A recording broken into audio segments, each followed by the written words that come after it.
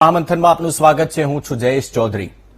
સુરતના સોહેલ ઇસ્માઇલ નામના શખ્સે મહામારીના સમયે પણ લોકો સાથે મહાલૂંટ ચલાવવાનો શોર્ટકટ રસ્તો અપનાવ્યો, પરંતુ તે ગણતરીના દિવસોમાં જ ફેલ થઈ ગયો। સોહેલ અને તેના સાગરીતોએ સાથે મળીને ટોસિલિઝુમેબ નામની નકલી ઇન્જેક્શનનો વેપલો શરૂ કર્યો અને 5000ના ઇન્જેક્શનને મોંઘા ભાવે વેચવાનું કૌભાંડ આચર્યું। રાજ્યના ફૂડ એન્ડ ડ્રગ્સ વિભાગને આ અંગે છેલ્લા કેટલાક દિવસોથી ભનક લાગતા તેમણે વોચ રાખવાનું શરૂ કર્યું અને સોહેલના ઘરમાં રેડ કરતા સમગ્ર કાંડનો પર્દાફાશ થયો। સોહેલ અને તેના સાગરીતો હોર્મોન્સ અને સ્ટીરોઇડની દવા વાપરીને તેને ઇન્જેક્શનને ટોસિલિઝુમેબના નામે લોકોને પધરાવતા હતા, પરંતુ અમદાવાદના ભુયંગદેવની સંજીવની હોસ્પિટલમાં સારવાર લઈ રહેલા દર્દીના સગાઓને ઇન્જેક્શન અંગે શંકા જતા ડોક્ટરને જાણ કરી અને ડોક્ટરે આ ઇન્જેક્શનને જોતા જ સમગ્ર કેસ ખુલ્લો પડ્યો। ગણતરીના કલાકોમાં સૂત્રધાર સકંજામાં આવી ગયો અને તેના સાગરીતો પણ ઝડપાઈ ગયા, પરંતુ સવાલ એ થાય છે કે મહામારીમાં પણ મહાપાપીઓ કેવી રીતે સક્રિય થઈ જાય છે? કાળાબજારીઓના કૌભાંડના તાર ક્યાં સુધી ફેલાયેલા હોય છે? દર્દીઓને અસલી નકલી ઇન્જેક્શનની ઓળખ કેવી રીતે થાય? આ તો માત્ર એક ઇન્જેક્શનની વાત છે, પરંતુ શું બજારમાં આવા અનેક નકલી ઇન્જેક્શન અને દવાઓ ફરતી હશે? અનેક પ્રશ્નાર્ચિહ્નો છે। શું નકલી ઇન્જેક્શન આસાનીથી બનાવી શકાય છે? લોકોના સ્વાસ્થ્ય સાથે ચેડા કરનારને આકરામાં આકરી સજા ક્યારે થશે? આ તમામ સહિતના સવાલો પર આજનું મહામંથન।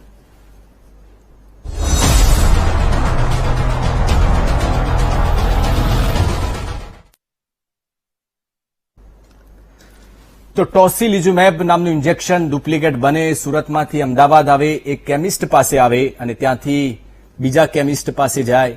ડુપ્લિકેટ ઇન્જેક્શન 5000 રૂપિયામાં બને અને ત્યાર પછી 1-2 અને જ્યારે બીજા કેમિસ્ટ પાસે પહોંચે ત્યારે 1,35,000 રૂપિયામાં વહેંચાય। લોકોને હવે એ પણ શંકા જઈ રહી છે કે શું અન્ય દવાઓમાં પણ આવું થતું હશે? કારણ કે સામાન્ય દવાઓમાં પણ કેમિસ્ટો દ્વારા સસ્તા ભાવે ખરીદી કરી અને મોટી મોટી હોસ્પિટલોમાં મોંઘા ભાવે પધરાવવામાં આવતા હોય છે, તો હવે દર્દીઓને એમાં પણ શંકા જઈ રહી છે। તો આ જ મુદ્દે આજે આપણે મહામંથન કરીશું। શા માટે લોકોના જીવન સાથે કોઈ વ્યક્તિ ચેડા કરી શકે? અનેક સવાલો પણ છે। સવાલ એ પણ છે કે કોઈ વ્યક્તિ લોકોના જીવન સાથે મજાક કેવી રીતે કરી શકે? આવો વિચાર પણ માણસને કેવી રીતે આવી શકે? કારણ કે આપણે સૌ જાણીએ છીએ કે હાલમાં ટોસિલિઝુમેબ ઇન્જેક્શન છે, એનો ઉપયોગ જે કોરોનાથી પીડિત જે દર્દીઓ છે, જે ખરેખર એમની હાલત ગંભીર છે, એમના માટે સરકારે ઉપયોગ કરવાની છૂટ આપી છે, પરંતુ એમાં પણ કેટલાક પ્રાવધાન છે કે એમાં 2 ડોક્ટરો તપાસ કરે, એની પરમિશન આપે તો જ આ ઇન્જેક્શનનો ઉપયોગ થઈ શકે। અને આ તમામની પરિસ્થિતિ વચ્ચે એક વ્યક્તિ, એનું નામ સોહેલ નામનો જે વ્યક્તિ છે, સોહેલ ઇસ્માઇલ, આ વ્યક્તિએ સુરતમાં ડુપ્લિકેટ ઇન્જેક્શન બનાવવાનું ચાલુ કર્યું અને એ ઇન્જેક્શન 5000 રૂપિયામાં તેણે મેસર્સ મા ફાર્મસી, આ નામ તમે બરાબર યાદ રાખજો, કારણ કે આ એવા નામ છે કે આ તમામ લોકો આ કૌભાંડ સાથે સંકળાયેલા નામો છે। મેસર્સ મા ફાર્મસીના આશીષ શાહને આપ્યું અને ત્યારબાદ ત્યાંથી હેપી કેમિસ્ટના માલિક નિલેશ લાલીવાલા પાસે ગયું। ત્યારબાદ એક ચાંદખેડાનો વ્યક્તિ છે, હર્ષ ઠાકોર, એનું નામ પણ સામે આવી રહ્યું છે, એની પાસે આ ઇન્જેક્શન ગયું અને જ્યારે 5000 રૂપિયામાં ડુપ્લિકેટ આ ઇન્જેક્શન તૈયાર થયું ને ત્યારબાદ છેલ્લે જ્યારે દર્દી પાસે આ ઇન્જેક્શન ગયું ત્યારે ઇન્જેક્શનની કિંમત હતી 1,35,000। હવે શંકા એ પણ છે કે શું આ કેમિસ્ટો અન્ય દવાઓમાં પણ આ જ રીતે વેપાર કરતા હશે? અનેક સવાલો છે, એના જવાબો પણ આજે તમામ મહાનુભાવો પાસેથી આપણે જાણવાનો પ્રયાસ કરીશું। મારી સાથે આજે 5 ગેસ્ટ જોડાયા છે મહામંથનમાં। યોગેશ પટેલ કેમિસ્ટ એસોસિએશનમાંથી છે, ડોક્ટર કમલેશ રાજગોર છે, બીજેપી નેતા, વસંત પટેલ છે, ડોક્ટર છે એ પણ, ડોક્ટર જીતુભાઈ પટેલ કોંગ્રેસમાંથી છે, ડોક્ટર મિતાલી વસાવડા પણ છે આપણી સાથે સ્ટુડિયોમાં, અને દિલીપભાઈ ગોહિલ સિનિયર જર્નલિસ્ટ છે। દિલીપભાઈ, સૌથી પહેલા આપની પાસેથી જાણવું છે કે કોઈ વ્યક્તિ જ્યારે સમગ્ર વિશ્વ એક મહામારીમાંથી પસાર થઈ રહ્યું છે, લોકોને આવો વિચાર કેવી રીતે આવે કે એક ડુપ્લિકેટ ઇન્જેક્શન બનાવીએ અને એમાં પણ આપણે વેપાર શોધી કાઢીએ? એનો જવાબ આપવો થોડો અઘરો છે, કારણ કે માણસની વૃત્તિ શા માટે અમુક પ્રકારની હોય છે એ કહેવું બહુ મુશ્કેલ હોય છે। આપણે જાણીએ છીએ કે માણસ સામાન્ય લૂંટ કરવા માટે ખૂન પણ કરી નાખે છે। આ એક પ્રકારનું ખૂન કરવા જેવી વાત છે। ઇન્જેક્શન બનાવવાને ખબર જ હોય કે આ ઇન્જેક્શન જો કોઈ દર્દીને આપવામાં આવ્યું તો એનું મોત થઈ શકે છે, એટલે હવે માણસ એક નાનકડી રકમ માટે ખૂન પણ કરવા તૈયાર થતો હોય તો આવી મહામારીમાં એને આ રીતને કરવાની લાલચ થઈ આવે એટલે એ જે માનસિકતા છે એને આપણે સમજવી મુશ્કેલ છે. પણ મૂળ વાત એ છે કે આવી મહામારી વચ્ચે આ પ્રકારના ઇન્જેક્શનો વેચાય કેમ શકાય? મને લાગે છે આમાં જે વેચનાર છે, કેમિસ્ટ છે અથવા દવાના દુકાનદારો છે, એની થોડી જવાબદારી વધારે છે, કારણ કે જેની પાસેથી ખરીદી કરતા હોય એ સોર્સ બહુ મજબૂત હોવો જોઈએ, એને ખબર હોવી જોઈએ, રિલાયબલ સોર્સ હોવો જોઈએ, કઈ એજન્સી પાસેથી ખરીદે છે, કઈ કંપની પાસેથી એ ખરીદી છે, એને ખ્યાલ હોવો જોઈએ. જેનરિક બ્રાન્ડેડ દવાઓની વાત જુદી છે, જેનરિક દવાઓ પણ જ્યાંથી ખરીદતા હોય એ પણ કોઈ જાણીતી એજન્સી પાસેથી જ ખરીદવાની હોય છે, એટલે એ જે વચ્ચેની ચેનલ છે એ પણ બહુ અગત્યનું હોય છે. બીજું, એટલે આ વાત સાથે સંકળાયેલું નથી, પણ જયારે છે ને આવી આફત આવતી હોય છે, કુદરતી આફત કે કોઈ પણ હોય, ત્યારે થોડો સમય 1-2 દિવસ ઠીક છે, પછી છે ને આ આફતનો લાભ લેવાની વૃત્તિ હંમેશા હોય છે, એનો ફાયદો લેવાની કોશિશ થતી હોય છે, પણ એ થોડો નિર્દોષ પ્રકારનો હોય છે, એમાં ભ્રષ્ટાચાર થતો હોય છે તંત્ર દ્વારા, વધારે પૈસા સરકારી ચોપડે ચડાવી દેતા હોય છે. પરંતુ આ પ્રકારની પ્રવૃત્તિ, ઇન્જેક્શન આપવી દવા, એ કોઈના જીવ સાથે ખેલવા જેવું છે, એટલે બહુ ગંભીર છે. પકડાઈ ગયું, સારું થયું, વધારે ન ગયો હોય. પણ આમાં આખી વાતમાં મૂળ વાત એ છે કે આમાં જે સરકારે આખી વાત છોડી દીધી છે ને, મહામારી આવી પછી હવે આપણે તો કઈ કરવાનું નથી, હવે ભગવાન કરે ખરું, આમાં તો જે થવાનું હોય થાય, એ પ્રકારની જે વૃત્તિ સરકારે અપનાવી છે ને એનું આ પરિણામ છે. એ વાત સાચી છે કે આ ઇન્જેક્શન છે એ જલ્દી અવેલેબલ નથી હોતું, અને મંજૂરી મળીએ પછી જ. આપણે લગભગ 10 કે 12 દિવસ પહેલા અહીં ચર્ચા કરી હતી વીટીવીમાં, ત્યારે સરકાર, ભાજપના પ્રતિનિધિએ એવું કહ્યું હતું કે અમે બીજા મગાવ્યા છે, ને આરોગ્ય પ્રધાને બી કહ્યું હતું કે અમે બીજા 20,000 કે 25,000 નો ઓર્ડર આપ્યો છે. એ આવી ગયા કે નહીં, 8-10 દિવસની વાત છે. બીજું, આવી જયારે મહામારી હોય અને આપણને ખ્યાલ આવે કે અમુક પ્રકારની દવાની જરૂરિયાત વધારે ઉભી થવાની છે, એની અછત થવાની છે, સંજોગોમાં હું માનું છું સરકારે ઓવર સપ્લાય કરવી જોઈએ. આમે તમે બહુ પૈસા આમાં વપરાવાના છે ને એનો કોઈ હિસાબ મળવાનો નથી. આ જયારે એક્ટ છે, ત્યારે એપિડેમિક એક્ટ લાગ્યો છે, ત્યારે સરકાર જે કઈ ખર્ચા કરે છે એની સામે કઈ સવાલો થવાના નથી. તો થોડીક દવા બગડી હોય તો બળે. આ સમસ્યાનો ઉકેલ એ છે કે સરકારે ઓવર સપ્લાય કરવી જોઈએ. મને લાગે છે સરકારે પેલા 20,000 આવ્યા કે નહીં એ પણ જોઈ લેવું પડે. એટલે આમાં પેલું તો સારું છે કે ચોકસાઈ રાખી અને પકડી લીધા. આ તો સારી વાત છે કે કૌભાંડનો પર્દાફાશ થઈ ગયો. પરંતુ આવું ન થાય એટલા માટે બીજી દવાઓ, દાખલા તરીકે એની નામ મને નથી યાદ આવતું, પણ એક ગુજરાતી કંપની છે બી આનું ઓપ્શન આ દવાનું કરી રહી છે, એની પણ અછત ઉભી ન થાય. સરકાર કમસે કમ એવી કોશિશ કરે, ભલે થોડા સરકારના પૈસા વેડફાય, એક્સપાયરી ડેટ આવે ને દવાઓ ફેંકી દેવી પડે, ઓવર સપ્લાય કરો જેથી લોકો ખોટો સંગ્રહ કરે નહીં. બિલકુલ, ખૂબ જ સાચી વાત કરી દિલીપભાઈ. ડોક્ટર મિતાલી વસાવડા પણ છે આપણી સાથે. મિતાલીબેન, એ જાણવું છે કે જયારે કોઈ એટલી મોટી હોસ્પિટલ હોય, આ તો સારી વાત છે કે સમગ્ર પર્દાફાશ થઈ ગયો, પણ કોઈ એવી મોટી હોસ્પિટલ હોય ને જયારે એમાં દવાઓનો જથ્થો છે બહારથી આવતો હોય, તો એમાં કોઈ કેમિસ્ટ અથવા કોઈ સ્પેશિયલ વ્યક્તિ દ્વારા એનું કોઈ ચેક થતું હોય છે, એની ક્વોલિટી કે શું પ્રોસેસ હોય છે એની આખી? વેલ, નોર્મલી ઘણી એસ્પેશિયલી આજે અત્યારની જે કાઇન્ડ ઓફ જે એપિડેમિક થયું છે અને જે રીતનું સડન બધી વસ્તુઓ થઈ રહી છે, એવી રીતે આજે ટોસિલિઝુમેબની પણ આપણે વાત કરીએ તો ઘણા ખરા પેશન્ટો એવા છે કે જેમને ડોક્ટર લખી તો આપે છે, પણ એ કોઈ પણ કેમિસ્ટ કે કોઈ પણ દુકાને અવેલેબલ નથી થતી, કારણ કે ઓબ્વિયસલી આઈ એક્સપેક્ટ કે આ કદાચ કંટ્રોલ ડ્રગ હશે, લોકો એનું સંગ્રહ ના કરે, જેમ આપણે હમણાં મેન્શન કર્યું, એના લીધે અમુક કંટ્રોલ્સ અને રિસ્ટ્રિક્શન્સ હશે એના લેવેચ ઉપર, એવું અમે અઝ્યુમ કરીએ છીએ. પણ એટલે લોકોને શું થાય છે કે મેળવવામાં તકલીફ થાય છે આ ડ્રગ, અને એટલે જ આજે બધા બ્લેક માર્કેટિયર્સ છે અને જે ફેક દવાઓ બનાવે છે, આ બધા રેકેટ્સ અત્યારના વધારે ને વધારે થવાના જ છે. ચેક્સમાં પેશન્ટ્સ નોર્મલી દવા લાવીને, સપોઝ હોસ્પિટલ ફાર્મસીમાં અવેલેબલ ના હોય તો એ બહારથી કોઈ પણ ફાર્મસીમાંથી લાવીને આપતા હોય છે ડોક્ટર્સને, અને ડોક્ટર્સ કે નર્સિસ જે કોઈ હોય એમને એડમિનિસ્ટર કરતા હોય છે. હવે તે સમયે નોર્મલી આપણે ખાલી એનું એક્સપાયરી ડેટ જોઈએ, અમુક બેસિક એના ચેક્સ કરતા હોઈએ છીએ. એના સિવાય એ વ્હાઇટ પાણી જેવી લાગતી દવામાં કદાચ પાણી જ ભરીને આપી દીધું હોય તો પણ એનું કોઈ કેમિકલ પરીક્ષણ કરીને તો દરેક ઇન્જેક્શન ડોક્ટર્સ આપતા નથી. જે પેકેજિંગમાં અને જે દવાઓ જે રીતે પેકિંગમાં આવે એ રીતે એને અઝ્યુમ કરવામાં જ આવે છે. 90% કોઈ એને વધારે ઝીણવટથી જોતું નથી હોતું, અને એઝ અ ટ્રસ્ટ બેસિસ કે દવાઓ જે છે એ પણ આટલી જે મહત્વની દવાઓ છે, આટલી લાઈફ સેવિંગ ડ્રગ્સ છે, એ દવાઓનું ક્વોલિટી કંટ્રોલ, ચેક્સ ને બધું થયા પછી જ એ કેમિસ્ટને બહાર પડી હશે એવા એઝમ્પશન પર નોર્મલી મોસ્ટ પ્રેક્ટિસિંગ ડોક્ટર્સ અને ક્લિનિશિયન્સ કામ કરતા હોય છે. એટલે આ સમય એ બહુ અગત્યનું છે કે જે દવાઓ માર્કેટમાં આવે છે એ ફૂલ્લી પરીક્ષણ થઈને આવે છે અને ક્વોલિટી કંટ્રોલ અને ટેસ્ટિંગ થઈને આવી જોઈએ. આવી રીતે આવશે તો અમારા માટે પણ બહુ મુશ્કેલ થઈ બિલકુલ સાચી વાત જશે છે. ટુ જજ ઇટ. કારણ કે જે સામાન્ય દર્દીઓ હોય છે એ તો બિચારા કંઈ જાણતા ન હોય, એમને તો એવું હોય કે ડોક્ટર સાહેબે આપી છે એટલે દવા સારી જશે, તો એવું માનીને જ ચાલતા હોય છે. ના, દવા તો સારી જ છે, બરાબર જ છે અને આપવી જોઈએ જે રીતે એનું ટેસ્ટિંગ થયું છે અને જે રીતે એનું યુઝ આવે છે. પણ એ હવે આજે અમે ક્રોસિન લખીને આપીએ તો એ ક્રોસિનમાં ક્રોસિન નહીં ને કોઈ બીજું ચોક પાવડર નાખ્યો છે તો એ તો દરેક ગોળી તો સફેદ જ દેખાવાની છે. દરેક ક્રોસિનની ગોળી કઈ ડોક્ટર એને ચેક કરીને નથી આપવાનું. જે પેકિંગમાં આવે છે, જે ફાર્મસી કે જે કંપનીમાંથી એ લઈને આવ્યા છે, એ સપોઝ સરકાર એમાં રાઇડર્સ નાખી દે કે ભાઈ આ જ ફાર્મા કંપનીની આવી રીતની, જેમ કે નોટ્સ છે તો દરેક નોટ્સ જાલી છે કે રાઈટ છે વી ડોન્ટ નો, પણ એની અમુક એ લોકોએ પરિભાષા આપી છે કે આવી આવી વસ્તુ ચેક કરવી when you are in doubt. તો એવી રીતે આના માટે પણ એવા કોઈ ક્વોલિટી કંટ્રોલના ચેક્સ થયા છે કે નથી થયા, કદાચ ડાઉટ હોય તો કોને ફોન કરીને પૂછાય કે ક્યાં એ બેચ મોકલાય, એ બધી વસ્તુઓનું થોડી ચોખવટ થાય તો અમારે પણ એટલું ઇઝી. બિલકુલ.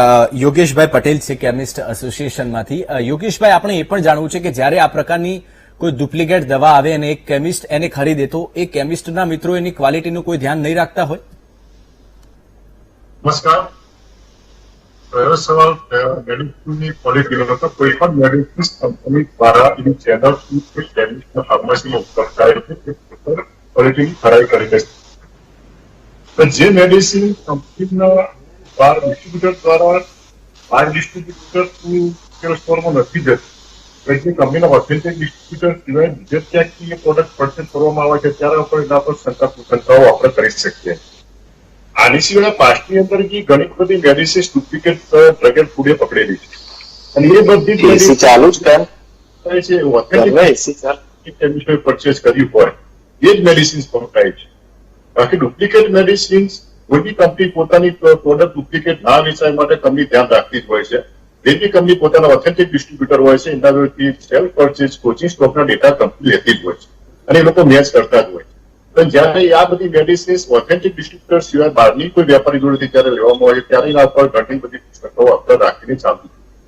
રહ્યો સવાલ આજે ટોસિલિઝુમેબ ડુપ્લિકેશનની બાબતની વાતની અંદર, ટોસિલિઝુમેબ અંદર જે લોકોએ ડુપ્લિકેટ ટોસિલિઝુમેબ જે બનાવી વેચ્યા છે એ જે નરાધમ, હું તો નરાધમ જ કહીશ, જે લોકો માનવીના જીવન સાથે જે ચેડો કરે છે એમને માનવવધનો ગુનો લાગુ કરવો, એમને કોઈ રીતે બક્ષવા જ નથી. તો યોગેશભાઈ, એ પણ જાણવું છે, આપે બહુ સારી વાત કરી, તો પછી આ ટોસિલિઝુમેબ કેવી રીતે આવી ગયું આ કેમિસ્ટના મિત્રો જોડે?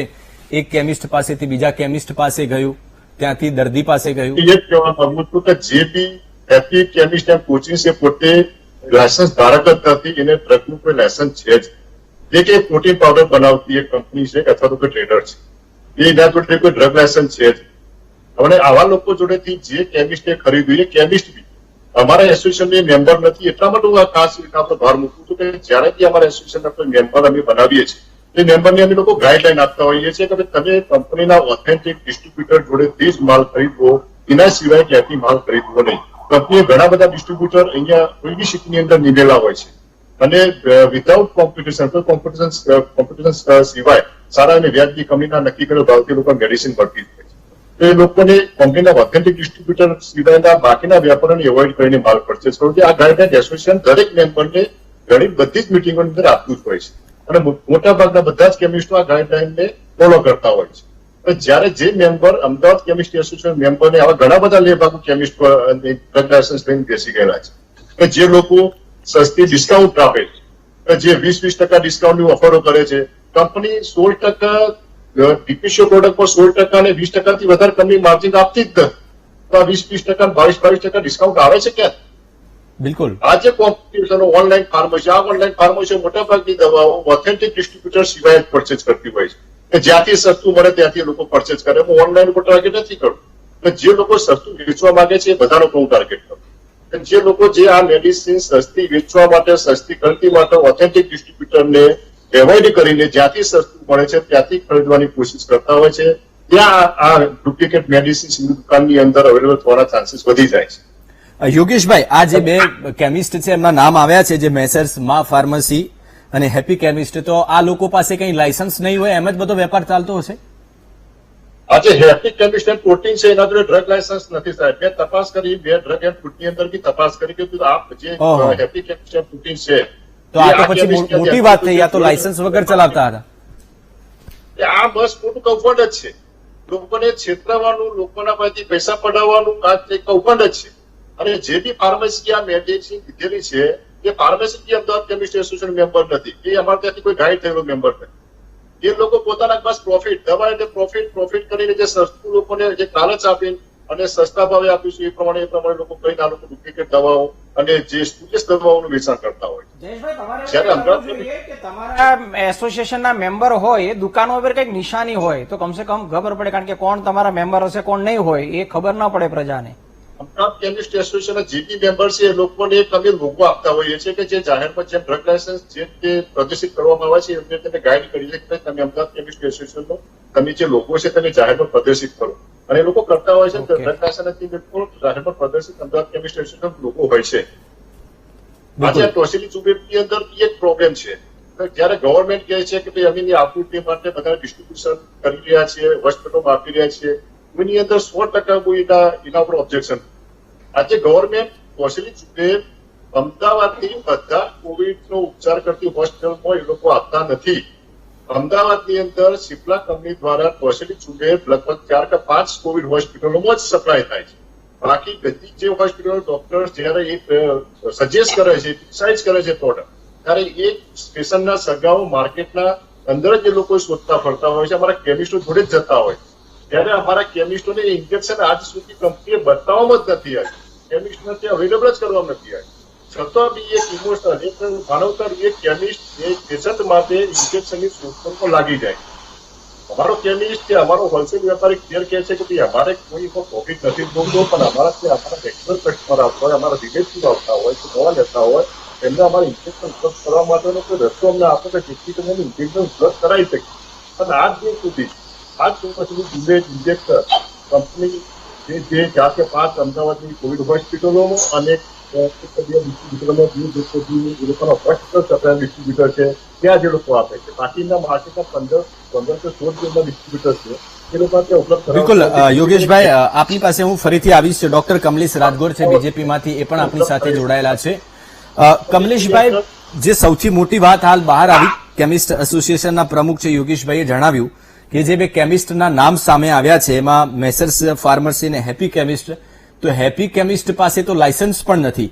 તો આવડા મોટા શહેરમાં લાયસન્સ વગર એક કેમિસ્ટ કેવી રીતે પોતાનો વેપાર ચલાવી શકે? શું ફૂડ એન્ડ ડ્રગ્સ વાળા જે અધિકારીઓ છે એમનું ધ્યાન આ લોકો પર નહીં જતું હોય? આપના પ્રશ્નની અંદર મારો અવાજ સંભળાય છે? જી જી બિલકુલ. આપણા પ્રશ્નની જવાબ આપું સત્તાવાર રીતે, કેમ કે આ આખું જે પ્રકરણ છે એ જયારે પ્રકરણ થયું એ દિવસથી શરૂ કરીને આજ સુધી હું આનો સાક્ષી છું. હું પહેલા તો આપના માધ્યમથી આ નિર્ણાયક સરકાર, જે ગુજરાતની સરકાર જે પણ નિર્ણયો લેતી હતી, આદરણીય વિજયભાઈ રૂપાણી અને આરોગ્ય મંત્રી શ્રી નીતિનભાઈ એના અધ્યક્ષની અંદર જે પણ નિર્ણયો લેતી હતી એના ટીકાઓ બહુ થતી હતી. તમે ટીકાઓ અને કદાચ મીડિયા પણ ટીકા કરતી હશે, પરંતુ હું એમને અભિનંદન આપું છું કે સુપ્રીમ કોર્ટે સમગ્ર દેશની અંદર કોરોનાની મહામારીની અંદર કેવી રીતે કોરોનાને હરાવવા માટે લડવું જોઈએ એના માટે ગુજરાત મોડેલ અપનાવવું જોઈએ એવું સુપ્રીમ કોર્ટે પણ જાહેર કર્યું. અને એથી પણ વિશેષ શનિવારે આ ઘટના બની છે. આપણે તો આજે આ બીજા રવિવારે આપણે ચર્ચા કરીએ છીએ. શનિવારે સાંજે ઘટના બની ગુજરાતની અંદર, એક હોસ્પિટલની અંદર ડુપ્લિકેટ ઇન્જેક્શન આવ્યું અને શનિવાર સાંજે રિપોર્ટિંગ થયું અને આદરણીય કોશિયા સાહેબ અને જે લોકોને ધ્યાનમાં આવ્યું, સોમવાર બપોર સુધીમાં તો સીધું પર્દાફાશ થઈ ગયું કે આનો ડુપ્લિકેટ ઇન્જેક્શન કોને બનાવ્યું હતું અને નિર્ણાયક તબક્કાની અંદર છેલ્લા અંત સુધી પહોંચી ગયું આ સરકાર. પર્દાફાશ તો એટલા માટે થયો કે ડોક્ટરે સામે આવીને જાણ કરી હતી. દેશની અંદર, ગુજરાતની અંદર કોઈ પણ કૌભાંડ કરવું હોય, નહીં કમલેશભાઈ, પર્દાફાશ એટલા માટે થયો કે ડોક્ટર સાહેબે સામે આવીને જાણ કરી હતી. સરકાર એક પણ તબક્કે ચલાવી લેતી નથી. જીતુભાઈ પણ છે આપણી સાથે. પ્રશ્નના જવાબમાં હું આવું, તમારા પ્રશ્નના જવાબમાં હું આવું કે જે ઇન્જેક્શન 100 રૂપિયાનું નામ બદલી નાખવામાં આવ્યું, 100 રૂપિયાનું ઇન્જેક્શન ને 35,000માં પ્રિન્ટ મારીને ઇન્ટ્રામસ્ક્યુલર ઇન્જેક્શન હતું, જે ઇન્ટ્રાવેનસ આ વપરાતું ઇન્જેક્શન હોય છે, વેનમાં આપવાનું ઇન્જેક્શન હોય છે, પણ એનું લેબલ બદલી નાખવામાં આવ્યું એટલે સાલ હોસ્પિટલની અંદર તરત પકડાઈ ગયું કે આ ઇન્ટ્રાવેનસ લખ્યું નથી ને ઇન્ટ્રામસ્ક્યુલર લખ્યું છે, એટલે આ ઇન્જેક્શનની અંદર કંઈક લોચો છે. અને આ ઇન્જેક્શન એમના સગા બ્લેકમાં લાવ્યા હતા. અમે અગાઉ પણ વારંવાર કહીએ છીએ કે ભાઈ ગુજરાત સરકાર પણ વારંવાર એ કહે છે કે આ ઇન્જેક્શનો જ્યારે પણ મંગાવવામાં આવે છે ત્યારે તમે બિલમાં લો, બિલ સાથે જ લો, બિલ વગર કદાચ ગમે તે કોઈ મફતમાં આપે તો પણ બિલ વગર કોઈ પણ વસ્તુ ખરીદશો નહીં. પરંતુ છતાં પણ આવા લેબાગુ લોકો, જેમ કહેવાય છે ને કોરોના પોઝિટિવ હોય તો પોઝિટિવ, નેગેટિવ હોય તો પણ પોઝિટિવ હોઈ શકે છે, એમ રીતે લોકો સારા દેખાતા હોય તોય આ માનવતાના ટેસ્ટની અંદર નેગેટિવ સાબિત થયા છે. માનવતા મરી પડવાની છે અત્યારે. તમને એવું લાગશે કે એ શનિવારે રાત્રે જ નિર્ણય થયો, ડોક્ટરે એમને ઇન્ટિમેશન આપ્યું કે આ ડુપ્લિકેટ ઇન્જેક્શન લાગે છે, બીજા દિવસે તરત જ નિવેદન લઈને સોમવાર બપોર સુધીની અંદર તો સુરતની અંદર જ્યાં આગળ આ જે 8 લાખ રૂપિયાના જે માલ પણ બોલાયો તો એ પણ પકડી લીધો. આ વસ્તુ એટલા માટે કમલેશભાઈ, સહેલાઈથી મળતા કેમ નથી તો સમસ્યા ન થાય. સહેલાઈથી મળતા થાય એવું કમલેશભાઈ, બહુ સારી વાત કરી તમે. ફૂડ એન્ડ ડ્રગ વિભાગ છે કોઈ સામેથી નથી પકડી પાડ્યું આ કૌભાંડ. સંજીવની જે હોસ્પિટલ છે એના ડોક્ટર દેવાંગ શાહ છે, એમને વીટીવી ન્યૂઝ પહેલા તો અભિનંદન પાઠવે છે. હું મારી વાત પૂરી કરી લઉં કમલેશભાઈ. બરાબર છે. વીટીવી ન્યૂઝે ડોક્ટર સાહેબને અભિનંદન પાઠવે છે કે એમને સમગ્ર કૌભાંડનો પર્દાફાશ કર્યો છે. આપણી પાસે ઇન્ટરવ્યુ પણ છે ડોક્ટર સાહેબનું. ડોક્ટર સાહેબ શું કહે છે એ પણ આપણે સાંભળી લઈએ, દર્શક મિત્રોને સંભળાવી લઈએ કે ડોક્ટર દેવાંગ શાહ શું કહે છે. મારા એક દર્દી જે સાલ હોસ્પિટલમાં મારા અંડરમાં દાખલ હતા, જે સિરિયસ થવાથી તેની ટ્રીટમેન્ટ માટે ટોસિલિઝુમેબ ઇન્જેક્શન પેશન્ટના સગાઓ લાવ્યા અને એ ઇન્જેક્શન અમે જ્યારે આપવા માટે ખોલ્યું ત્યારે લાગ્યું કે આ ડુપ્લિકેટ છે. પછી આખા એના પેકિંગ અને ઇન્જેક્શનના નિરીક્ષણ કરતા ફેક લાગ્યું. ત્યાંથી કંપનીને જાણ કરાઈ અને ત્યાંથી DCCI દિલ્હી જાણ થઈ, કમ્પ્લેન થઈ અને સ્ટેટ લેવલના deputy drug commissioner doctor CD Selat એ મંગળવારે મારા ત્યાં આવીને મારા સ્ટેટમેન્ટો લીધા, સગાવાલાના સ્ટેટમેન્ટ લીધા અને તાત્કાલિક ધોરણે એમને 12 ઇન્સ્પેક્ટરોની ટીમ એ લોકોએ આ સ્કેન્ડલ પકડી લીધું. આ સ્કેન્ડલ પ્રમાણે જે લોકોએ અહીંયા અમદાવાદમાં 2-3 ટ્રેડરો હતા અને છેલ્લે એનું મૂળ સુરત સુધી મળ્યું એવું મને જાણવા મળ્યું છે. આ ઇન્જેક્શન પેશન્ટ માટે એટલું જરૂરી છે કે જો આ ઇન્જેક્શન અમે આપ્યું હોય અને અમે એવા વિશ્વાસમાં રહીએ કે પેશન્ટને સારું થઈ જશે પણ એ દવા પેશન્ટને અસર ના કરે અને પેશન્ટને ઇન્જેક્શન નહીં મળવાના લીધે ઇન્જેક્શન આપ્યું હો પણ એમાં ડુપ્લિકેટ દવાના લીધે પેશન્ટનું મરણ થઈ શકે. આ એક બહુ ગંભીર બાબત છે અને ગુજરાત સરકારના deputy commissioner doctor CD Selat અને તેમની ટીમને બિરદાવું છું કે તે લોકોએ જે ઝડપથી મારી આંખો સામે જે સ્કેન્ડલ માટે ફટાફટ કામ કર્યું, ઝડપથી કામ કર્યું, એ હકીકતમાં બહુ જ પ્રશંસનીય છે. તો આ ડોક્ટર દેવાંગભાઈ શાહ હતા જેમણે આખી ઘટનાનો પર્દાફાશ કર્યો. સામેથી ફૂડ એન્ડ ડ્રગ વિભાગને જાણ કરી કે ભાઈ તપાસ કરો, ડુપ્લિકેટ ઇન્જેક્શન છે. તો વીટીવી ન્યૂઝ ખરેખર આ ડોક્ટર સાહેબને ખૂબ અભિનંદન પાઠવે છે, કારણ કે જે કેમિસ્ટ પાસેથી લીધું હશે જે દર્દીઓએ, અને ડોક્ટરોને પણ કેમિસ્ટો સાથે સંબંધો હોય છે, એના બધાની પરવા કર્યા વગર પણ એમને ખુલીને સમગ્ર ઘટનાનો પર્દાફાશ કર્યો. ડોક્ટર જીતુભાઈ પટેલ છે કોંગ્રેસમાંથી આપણી સાથે. જીતુભાઈ, આ તો સમગ્ર ઘટનાનો પર્દાફાશ થયો એટલે હવે આ માહિતી બહાર આવી કે ભાઈ આવા પણ કેમિસ્ટો છે કે જેમની પાસે લાયસન્સ નથી. તો હવે આ લોકોનું શું થઈ શકે આમાં? વચ્ચે મને કોઈ ડિસ્ટર્બ ના કરે જે દર વખતે બધા કરે છે. આ એક વસ્તુ પર કેમ આપણે ધ્યાન આપીએ છીએ? આપણા માન્ય વડાપ્રધાન શ્રી એમ કીધું કે let us transform the adversity into the opportunity. આફતને અવસરમાં ફેરવી નાખીએ. એટલે કેટલાક નરાધમોએ આફતને અવસરમાં ફેરવી નાખી. બધું જ ભેળસેળ વાળું ચાલે છે. અત્યારે તો ગુજરાત સરકારે ભેળસેળ વાળી અંદર કોંગ્રેસ ભાજપ બધા ભેગા થયા. કહેવાનો ભાવાર્થ કે આ પહેલી ઘટના નથી. આના પહેલા જયારે કોરોના મહામારીની શરૂઆત થઈ ત્યારે ચાઇનાની કીટ, રેપિડ ટેસ્ટ કીટ આવેલી, જે 12 કરોડની ખરીદી 30 કરોડમાં ખરીદી, કિંમતનું 30 કરોડમાં ખરીદી અને 2 નંબરના એટલે કૌભાંડ કર્યું, ભ્રષ્ટાચાર કર્યો. એ તો રાજસ્થાનની સરકારે પકડી કે 5.4% જ આનો વિશ્વસનીયતા છે. ત્યારે સુપ્રીમ કોર્ટે 27/4 પાછી આપી. ત્યાર પછી 4 એપ્રિલે એક ફેક વેન્ટિલેટર તરીકે આપણા રાજ્યમાં પ્રસ્થાપિત કરવાનો પ્રયત્ન કર્યો. એ જ વેન્ટિલેટરને 9મી મે એ જ રાજ્યના અધિકારીઓ એમ કીધું કે આ વેન્ટિલેટર તરીકે ચાલે એવું જ નથી, અને એમ કહે છે કે વડાપ્રધાનના રાહત કોષમાં એને ઓર્ડર મળ્યો છે, તો મારો માનવું એવું છે કે એમ મળ્યો નથી. ત્યાર પછી 49 રૂપિયાને 61 પૈસે ખરીદેલા માસ્ક એ અમૂલ જેવી વિશ્વસનીય કંપની જોડે 65 રૂપિયે બિલ વિના વેચાવાનું જો કામ કર્યું હોય તો આ તંત્રએ કર્યું છે. એટલે ભ્રષ્ટાચાર કરવો, નકલી, આના પહેલા સેનિટાઈઝર એ પણ નકલી માલ બજારમાં વેચી મારવામાં આવ્યો. અત્યારે તો મૃત્યુના આંકડાઓ પણ આજ ગઈકાલના જ છાપામાં છે કે 79 લોકોના મૃત્યુ બતાવ્યા છે અને ખરેખર 329 લોકોના મૃત્યુ થયા છે. હવે આ આવ્યું ઇન્જેક્શનનું. આના પહેલા આ જે ટોસિલીઝુમેબ ઇન્જેક્શન છે એના કાળા બજાર થતા હતા. તો 9મી તારીખે આ રાજ્યના જવાબદાર સચિવ એમ કહે છે કે આ તો ડાક્ટરો બધા ખોટા પ્રિસ્ક્રાઇબ કરે છે. મને એમ લાગે છે કે પોતાની ભૂલ સ્વીકારવાને બદલે તબીબો જે રાત દિવસ આજે આ દેશમાં કોઈ હીરો હોય તો એક ખેડૂત હીરો છે, એક સરહદ ઉપર લડનારો જેને સામે દુશ્મન દેખાય છે એ સૈનિક છે, ને આજે અદ્રશ્ય દુશ્મન સામે લડનારો તબીબો અને તબીબી સાથે જોડાયેલા લોકો છે, એની ઉપર આવડો મોટો આક્ષેપ મૂકવો. અને આ જ્યારે 2 નંબરનું પકડાયું છે એ તો આજે શિકાર કોઈ કરીને લાવીને એનો જશ બીજા લેવા માંડે છે. આ ડોક્ટર સાહેબના આભાર માનીએ. આના પહેલા કેટલા આવા ઇન્જેક્શનો લોકોને અપાઈ ગયા છે, અને આ ઇન્જેક્શનો નકલી આપવાથી કેટલા લોકોના મૃત્યુ થયા છે, અને આની માટે જવાબદાર કોઈ હોય તો આ માત્ર ને માત્ર તંત્ર છે. તંત્રે એમાંથી આંખ આડા અભિનંદનના કોઈ પાત્ર જ નથી, અને આવી રીતે અભિનંદનો અપાય પણ નહીં.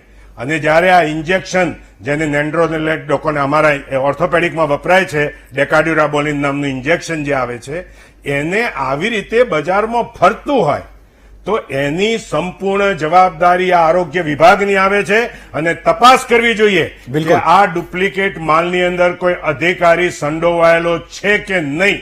બિલકુલ. અને જે કોઈ સંડોવાયેલું હોય, આ તો અત્યારે તમે એપિડેમિક 1897 ને એક્ટ કરો છો, અને આ અધિકારીઓને મારે કહેવું છે કે આ ડાક્ટરો રાત દિવસ કામ કરે, હોસ્પિટલ આગળ એક નાનો કચરો પડ્યો હોય તો 1.5 લાખ રૂપિયા લોકો દંડ કરે છે, અને બજારની અંદર કચરા પેટીમાં એટલો બધી ગંદકી હોય તે અધિકારીઓની જવાબદારી બનતી નથી. આ અધિકારીઓ જે ડાક્ટરોને દંડ કરવા માટે જેટલા અધીરા બન્યા છે, એ અધિકારીઓએ પોતાની જવાબદારી શું છે, અને આ મહામારીની અંદર જે લોકોએ આ કામ કર્યું છે એ માત્ર ને માત્ર ખૂનનો ગુનો દાખલ થવો જોઈએ.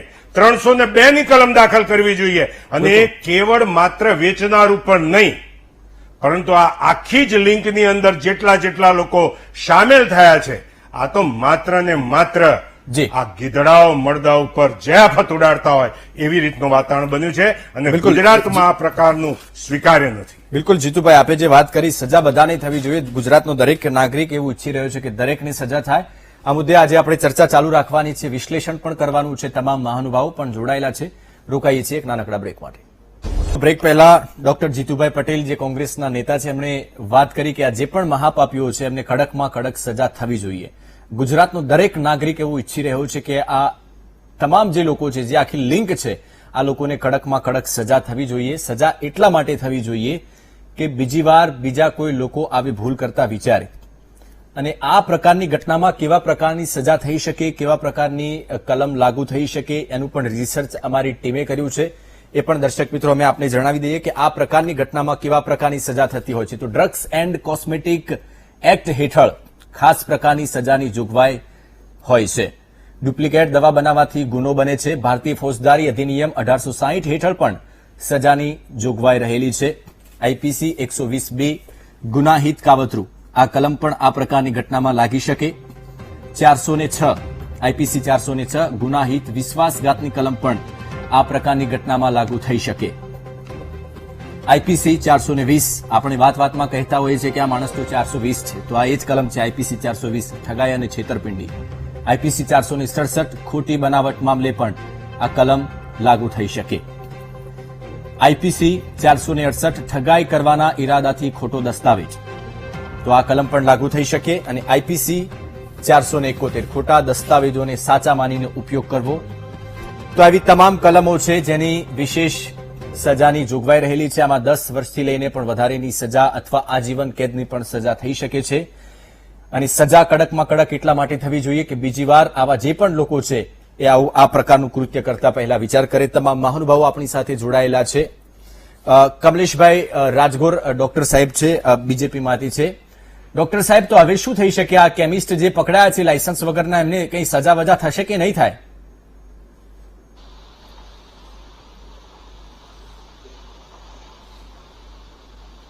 હલો કમલેશભાઈ, મારો અવાજ આપના સુધી પહોંચી રહ્યો છે? હલો, લાગે છે ટેકનિકલ ખામીના કારણે મને અવાજ મને નથી પહોંચી મને રહ્યો. ડોક્ટર ચોક્કસ વસંતભાઈ પણ ખાતરી છે આપણી આ સાથે. સરકારની અંદર આ લોકોને પૂરેપૂરી સજા થશે. આદરણીય જીતુભાઈએ કીધું છે, અમારા વડીલ છે, એમણે ભલે રાજનીતિની વાત કરી છે, પરંતુ બીજા એક આપણા વડીલ બી વસંતભાઈ અમારી સાથે જ છે ડોક્ટર, અને એમને પૂછી જુઓ કે કઈ પણ કાર્યવાહી કરવાની હોય એમને માર્ગદર્શન આપ્યા હોય તો આ સરકારે પોઝિટિવલી વિચારીને માર્ગદર્શન સૂચન કર્યું છે, એને અનુસરણ કર્યું છે. ગુજરાતની અંદર ગમે તેવા મોટા છબરબંધીને આપણે છોડી દેવાના નથી. આવનારા દિવસોની અંદર આ જે લાયસન્સ વગર, જો અગાઉ પણ જયારે ગુજરાત સરકાર જાગી ત્યારે જે ભ્રષ્ટાચાર અને કાળાબજારી કરતા હતા એ લોકો બંધ થઈ ગયા. જે માસ્કનું કાળાબજારી થતું હતું એ જયારે અમૂલમાં આપણું માસ્ક મૂકવામાં આવ્યું ગુજરાત સરકાર દ્વારા, એ પણ બંધ થઈ ગયું. એટલે આ નિર્ણાયક સરકાર છે અને વિજયભાઈ દરેક વાત ખુલ્લા મનથી સ્વીકારે છે, આદરણીય વિજયભાઈ, અને નીતિનભાઈ પણ ખુલ્લા મનથી સ્વીકારે છે. એટલે એવો કોઈ શંકાને સ્થાન જ નથી કે આ લોકોને સજા નહીં થાય. તમને શંકા કેમ થાય કે આ લોકોને સજા થાય? આદરણીય સુપ્રીમ કોર્ટ એવું કહેતી હોય કે જો ગુજરાતનું મોડલને અનુસરણ કરો કોઈ પણ બાબતની અંદર, ભલે લોકો ટીકા કરતા હોય પરંતુ ટીકા બી કરવાની એક રીત હોય છે. બીજા રાજ્યોની અંદર કોંગ્રેસની ઠીક છે. સરકાર છે ત્યાં પણ જોઈ ડોક્ટર આવો. વસંત પટેલ આપણી સાથે ક્યારનાય જોડાયેલા છે, એમને પણ હું પૂછી લઉં. જી કમલેશભાઈ, ડોક્ટર સાહેબ, વસંતભાઈ પટેલ, હું આપને પૂછવા માંગુ છું કે હવે આ જે કેમિસ્ટ પકડાયા છે એમને સજા થશે કે નહીં થાય? કારણ કે જે ખૂબ જ ગંભીર બાબત કહી શકાય. અને સવાલ એ પણ છે કે આ કેમિસ્ટ જે દવાની ખરીદી કરતા હોય તો એ લોકો ક્વોલિટીનું સાહેબ ધ્યાન નહીં રાખતા હોય? આપના ટીવીના માધ્યમથી હું દર્શક મિત્રોને અને સરકારને એક જાગૃતતા માટે એક વિનંતી કરું છું કે પહેલામાં પહેલું તો જેટલી તમે કલમો બતાવી એના સિવાય 302 ની કલમ તાત્કાલિક ધોરણે આ પ્રકારના કેસમાં ઉમેરવી જોઈએ, તો જ પનિશમેન્ટ ટુ ડેથ બરાબર છે ત્યાં એ સેન્ટેન્સ આમાં લાગવું જ જોઈએ. આવા બધા નબળા કાયદાઓ બનાવી અને આઈપીસી ની નબળી કલમો જો આમાં ઉમેરવામાં આવશે અથવા લગાવવામાં આવશે તો આ લોકો બેફામ જ રહેવાના છે. નંબર 2 કે અમદાવાદ કેમિસ્ટ એસોસિએશન અને ડ્રગ કમિશનર આ બધાને ખબર છે કે ગુજરાતમાં જે લોકો 10-8 ભણેલા છે એ પણ ફાર્મસીની દુકાનો ચલાવે છે અને એમના દર વર્ષે 15-20-25 હજારના હપ્તા ઉઘરાવવામાં આવે છે. તો વિધાઉટ ફાર્મસીના લાયસન્સ વગરનું કોઈ પણ વ્યક્તિ મેડિકલ સ્ટોર ચલાવી જ ના શકવો જોઈએ. કાયદેસર ઓન પેપર એ વસ્તુ નક્કી કરવું જરૂરી છે. ખ્યાલ તો જેની ડિગ્રી હશે ને એને ડર લાગશે કે એની ડિગ્રી જશે અથવા એને પોતાને સજાનું ભાન હોય એટલે એ લોકો ચોક્કસ ખોટું કરતા અટકશે. એટલે આ બે વસ્તુ તાત્કાલિક ધોરણે કરવું જોઈએ. અને જે ડોક્ટરે આ બોગસ દવા પકડી પાડી છે એમને પણ હું ધન્યવાદ આપું છું. અને કાયદા મંત્રી શ્રી પ્રદીપસિંહજી રૂપાણી સાહેબ અને નીતિનભાઈ સાહેબ અને સેન્ટ્રલમાં અમિતભાઈ સાહેબ ને એક મારી નમ્ર વિનંતી છે કે આ કૌભાંડમાં જેટલા પણ લોકો ઇન્વોલ્વ છે મેન્યુફેક્ચર થી તો રિટેલર સુધીના બધાને 302 ની કલમમાં અંદર કરવા જોઈએ અને બીજી બધી જે કલમો ઉમેરવી હોય એ ઉમેરી શકો છો. બિલકુલ પ્રજાને ન્યાય મળશે. આમાં કેટલા લોકોના મૃત્યુ થયા હશે આપણને કઈ જ માહિતી નથી. વસંતભાઈ, ઇન્જેક્શનો વપરાયા કોઈ માહિતી નથી. બિલકુલ તદ્દન સાચી વાત છે આવા આપની. સમયે એક મિનિટ, આવા સમયે આ બધી જ ડ્રગ નાર્કોટિક એક્ટમાં લઈ લો ને તો આ બધા કોઈ પ્રોબ્લેમ થાય જ નહીં. એ એક ડ્રગ કમિશનરની એક ભૂલ રહી ગઈ છે. એ એમણે તાત્કાલિક અસરથી આ બધી ડ્રગને નાર્કોટિક એક્ટમાં લઈ અને યોગ્ય વેચાણની ચેનલ શરૂ કરવી જોઈએ. વસંતભાઈ, આપે એક ખૂબ જ સરસ વાત કરી કે કેમિસ્ટો પાસેથી અને જે હપ્તાખોરી ચાલે છે, તો યોગેશભાઈ પટેલ પણ છે જે કેમિસ્ટ એસોસિએશનના પ્રમુખ છે, એમની પાસેથી આપણે જાણીએ. યોગેશભાઈ, આજે ફૂડ એન્ડ ડ્રગની જે વાત છે હપ્તાવાળી, એ વાત સાચી છે? શું ખરેખર આ રીતે કઈ હપ્તારાજ ચાલે છે અંદર? શ્રીમાન વસંતભાઈની જે એક વાત છે કે મેડિકલ સ્ટોરની અંદર 10 વર્ષ ભણેલા મેડિકલ સ્ટોર ચલાવે છે કે જ્યાં કોઈ ફાર્માસિસ્ટની હાજરી નથી હોતી, મને ફાર્માસિસ્ટ છે જ નહીં, એ વાત પર ટોટલ મારું પોતાનું એક ઓબ્જેક્શન છે. એટલા માટે કે આજે કોઈ બી મેડિકલ સ્ટોર ની અંદર લાયસન્સ આપવામાં આવે તો ફાર્માસિસ્ટ વગર લાયસન્સ પ્રોવાઈડ નથી, અને દરેકે દરેક અમદાવાદની દુકાનની અંદર ફાર્માસિસ્ટ હોય છે. હા, શરૂઆતની અંદર આજથી ઘણા વર્ષો પહેલાની વાત છે કે ત્યારે એ વખતે ફાર્માસિસ્ટોની એટલી સંખ્યા નહોતી. એ વખતે ગામડાની અંદર ઘણી બધી દુકાનો હોય કે જ્યાં ફાર્માસિસ્ટની ત્યાં તો વર્ષો પહેલાની વાત છે કે ત્યાં કપૂરથી હાજરી હોતી હતી. પણ અત્યારનો સમય એવો છે કે એટલા બધા ફાર્માસિસ્ટ હવે કોલેજોમાંથી મતલબ ડિગ્રી લઈને આવે છે કે અત્યારે હાલ ફાર્માસિસ્ટની કોઈ એવી તાણ છે જ નહીં કે દરેકે દરેક દુકાનની અંદર ફાર્માસિસ્ટ હાજર હોય છે. હા, કોઈ યોગેશભાઈ, તમે કાલે મારી સાથે આવો, હું તમને વિઝિટ કરાવું, તમને ફોટા પાડી બતાવું. અમદાવાદમાં 200 દુકાનો એવી છે કે ફાર્માસિસ્ટ જ નહીં હોય. તમે કહેતા હોય તમે એઝ એન એસોસિએશન તરીકે બચાવવાની વાત નહીં કરો. તમે કાલે મારી સાથે મારી ઉપર છે, કાલે મારી સાથે આવો અને મીડિયાના મિત્રોને લઈને જાઓ. મીડિયાના મિત્રો પહેલા પણ ઘણા સ્ટિંગ ઓપરેશન કરેલા છે, હજી 2-3 મહિના પહેલાની જ વાત છે, બરાબર? એટલે તમે નહીં કરો. થઈ શકે કદાચ કોઈ એક કલાક માટે કોઈ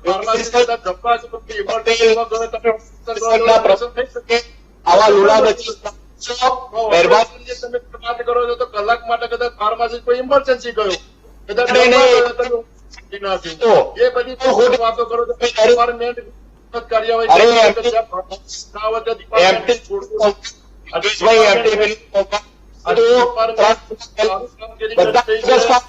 યોગેશભાઈ અને ડોક્ટર વસંતભાઈ, હું આપને વિનંતી કરીશ કે આપ બંને મહાનુભાવો સ્કાયપી પર છો, એટલે આપ વારા પરથી બોલશો તો જ આપની વાત રજૂ થઈ શકશે, કારણ કે ઓડિયોમાં પ્રોબ્લેમ આવશે. વસંતભાઈ, આપણે સાંભળી લઈએ. યોગેશભાઈ, એકવાર વસંતભાઈને સાંભળી લઈએ, ડોક્ટર વસંતભાઈને સાંભળી લઈએ. જી વસંતભાઈ. યોગેશભાઈ, 1 મિનિટ. યોગેશભાઈ, આપને હું સમય આપીશ, એકવાર ડોક્ટર વસંતને સાંભળી લઈએ આપણે. ડ્રગ ડિપાર્ટમેન્ટની સેન્સિટિવ હતું, ડ્રગ ડિપાર્ટમેન્ટ એના હિસાબે ઠીક છે યોગેશભાઈ. વસંતભાઈ આપની વાત રજૂ કરશો.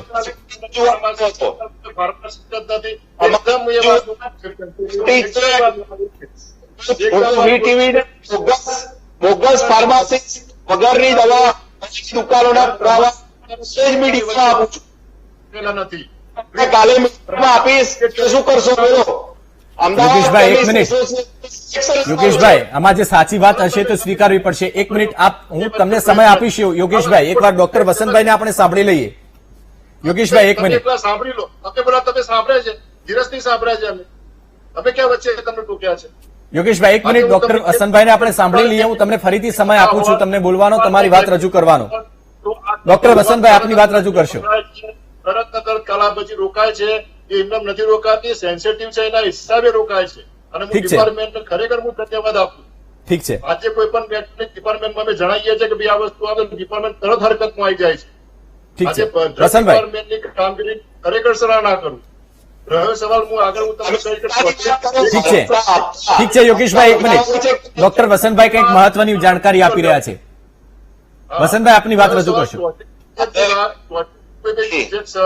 શોર્ટેજ છે એ સ્વાભાવિક એટલા માટે છે કે ટોસિલિઝુમેબ ઇન્જેક્શન રોઝ કંપનીનું સ્વિટ્ઝરલેન્ડની કંપની છે, એનું પોતાનું રિસર્ચ છે, એની પેટન્ટ ચાલે. મેં અચ્છાતનું પૂછ્યું જ નથી યોગેશભાઈ, 1 મિનિટ. આપણે બીજી વાત નથી કરવી. ડોક્ટર વસંતભાઈ, આપની વાત, વસંતભાઈ આપે જે કીધું કે જે ફાર્માસિસ્ટ ચાલે છે હપ્તાખોરી વાળી વાત, એ હકીકત શું છે એ જરા કહેશો, લોકોને ખબર પડે. અંદર આ ઇન્જેક્શનની દરેક જગ્યાએ જરૂરિયાત છે, એટલે કંપની જેટલું થાય પ્રોડક્શન કરે છે પોતાની કેપેસિટી પર. ડોક્ટર વસંતભાઈ, મારો અવાજ આપના સુધી પહોંચે છે? વસંતભાઈ, આપ આપની વાત રજૂ કરો. યોગેશભાઈ કેમિસ્ટ એસોસિએશનના તરીકે મીડિયાના માધ્યમથી આટલું બધું જુઠ્ઠું બોલાઈ રહ્યા છે, તો પહેલી વસ્તુ એને સ્વીકારવા તૈયાર નથી. માધ્યમથી 10 ઓપરેશન કરો. બિલકુલ. અમદાવાદમાં બોગસ કેમિસ્ટ કરી રહ્યા જે લોકોમાં ફાર્મા છે જ નહીં.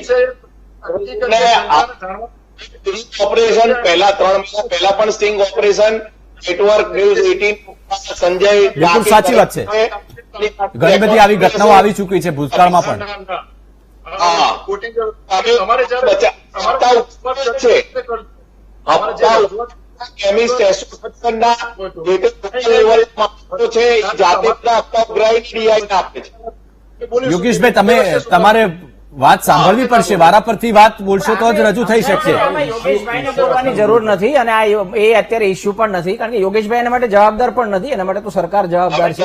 એટલે આવું બને છે એ વાત સાચી છે. એટલે એમને બચાવ કરવાની પણ જરૂર નથી. અને મૂળ એ વાત તો સાચી છે કે બને જ છે દવાઓ ને દિલીપભાઈ. એ સિવાય વેચાયું જ ન હોય ને. હા, દિલીપભાઈ. પણ એક બાબતમાં સરકાર ક્યાંક ભૂલ કરી રહી છે. એટલે આમાં મૂળ વાત એ છે આખી વાતનું આપણે મૂળ મુદ્દા પર આવી જઈએ. આજે ઇન્જેક્શનની વાત છે. એનો મૂળ પ્રોબ્લેમ ત્યારથી થયો છે કે લોકોને એમ થાય છે કે મને જયારે જરૂર પડશે ત્યારે મળશે નહીં. આ સમસ્યા એને કારણે ઉભી થઈ છે. આમાં બહુ ચોખ્ખી વાત કરવાની છે કે કોઈ પણ દર્દીના સગાએ. ઓકે જયેશભાઈ, મૂળ મુદ્દા પર આવી જઈએ. ઓકે જયેશભાઈ, યોગેશભાઈ, હા હા, એ જ વાત પર આવીએ છીએ. યોગેશભાઈ, એક મિનિટ. એ જ વાત પર આવીએ છીએ. યોગેશભાઈ, આપ સાંભળી લો. આપ બોલ કરશો તો પછી બીજા પણ મહેમાનો છે આપણી સાથે. ને આમાં મૂળ વાત એ છે, આ ઇન્જેક્શનનો સવાલ ઘણા સમયથી ચાલી રહ્યો છે. 15-20 એકાદ મહિનાથી આ ચાલી. આમાં બહુ સિમ્પલ ઉપાય છે. કોઈ પણ સગાના દર્દીએ ઇન્જેક્શન લેવા માટે બજારમાં શા માટે જવું જોઈએ? સરકારે દરેક હોસ્પિટલને સૂચના આપવી જોઈએ કે જે પણ દર્દીને જરૂર હોય એ અમને જાણ કરશે, અમે આપીશું. આટલી જ વાત સરકારે કરવાની છે ને આટલી જો લોકોને ભરોસો બેસે એવી રીતે વાત કરવાની છે તો ઉકેલ આવે. સરકાર મગાવે છે ઇન્જેક્શન, સરકારે જથ્થાનો હિસાબ રાખવાનો છે અને એને સરકારે દરેક હોસ્પિટલને કહી દેવી જોઈએ અને જાહેરાત બહુ સ્પષ્ટપણે કહેવી જોઈએ કે આ ઇન્જેક્શન અમને આપીશું તો જ આ સમસ્યાનો ઉકેલ થાય. જીતુભાઈ, બરાબર છે કે નહીં? ડોક્ટર સાહેબ, એક બ્રેક લઈ લઉં. બ્રેક પછી હું આપની પાસે આવું છું. એક નાનકડા બ્રેકનો સમય થયો છે. તમામ મહાનુભાવો આપણી સાથે જોડાયેલા છે. રોકાઈએ છીએ એક નાનકડા બ્રેકમાં. Welcome back. તો મહાપાપીઓનો આજે આપણો મુદ્દો છે.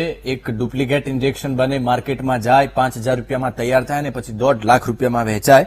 જો કે આવું ઘણી બધી દવાઓમાં થતું હશે. તમામ મહાનુભાવો આપણી સાથે જોડાયેલા છે. ડોક્ટર જીતુભાઈ, આ બ્રેક પહેલા કંઈક કહેવા માંગતા હતા.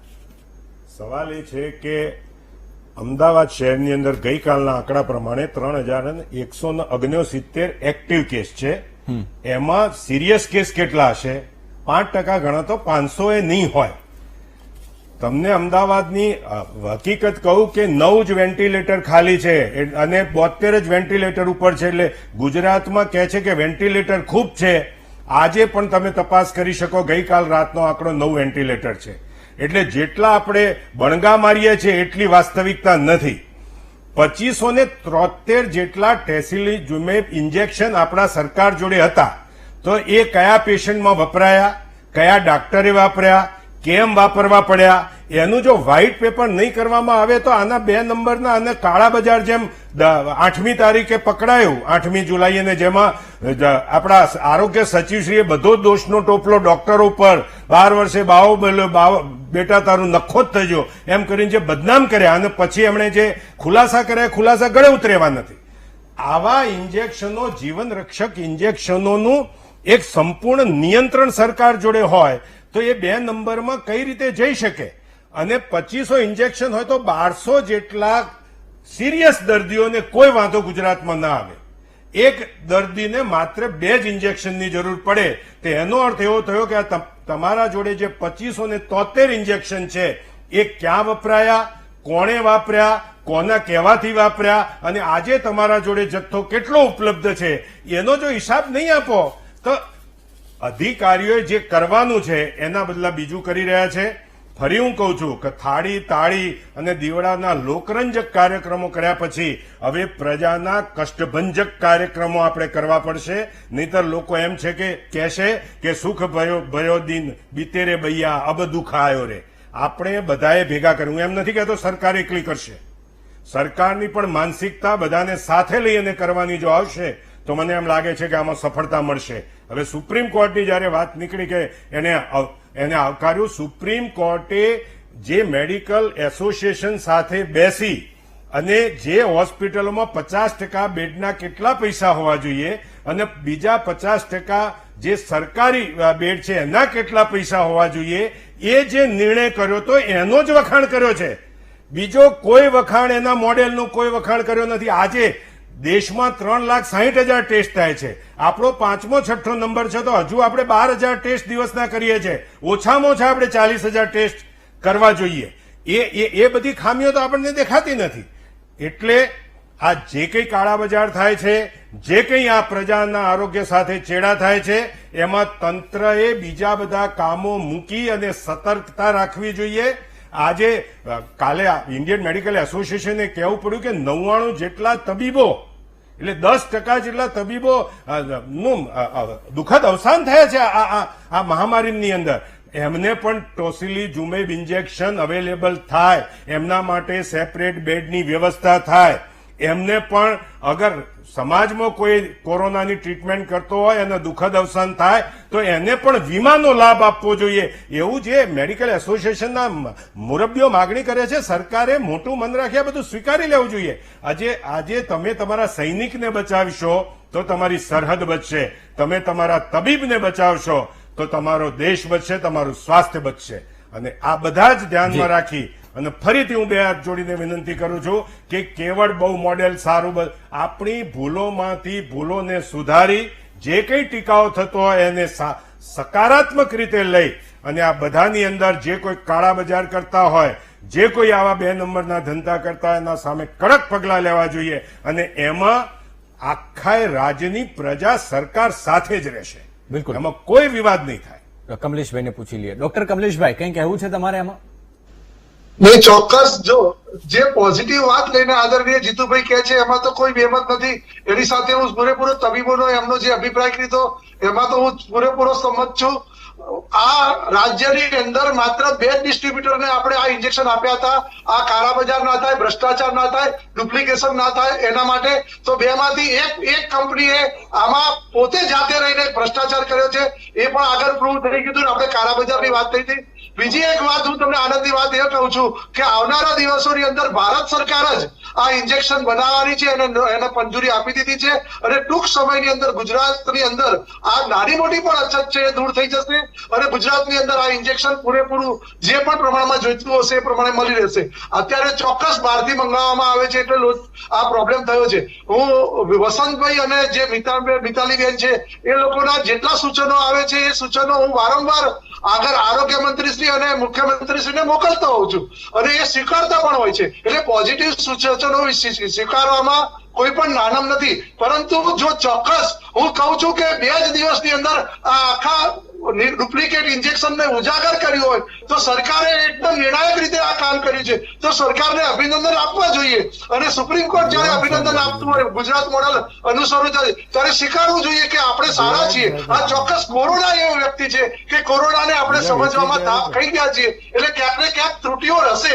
હું એવું નથી કહેતો કે ત્રુટીઓ નથી, આ ચોક્કસ હશે. ડોક્ટર સાહેબ, ઘણા બધા લોકોની એવી પણ ફરિયાદ છે કે ઇન્જેક્શન સરકાર તો કહે છે કે આવે છે પણ મળતા નથી, તો હવે આ ક્યાંથી મેળવવા ઇન્જેક્શન? સકારાત્મક વિચારો રાખવા પડશે અને આપણે કોરોનાના મહામારીમાંથી બહાર નીકળવું પડશે.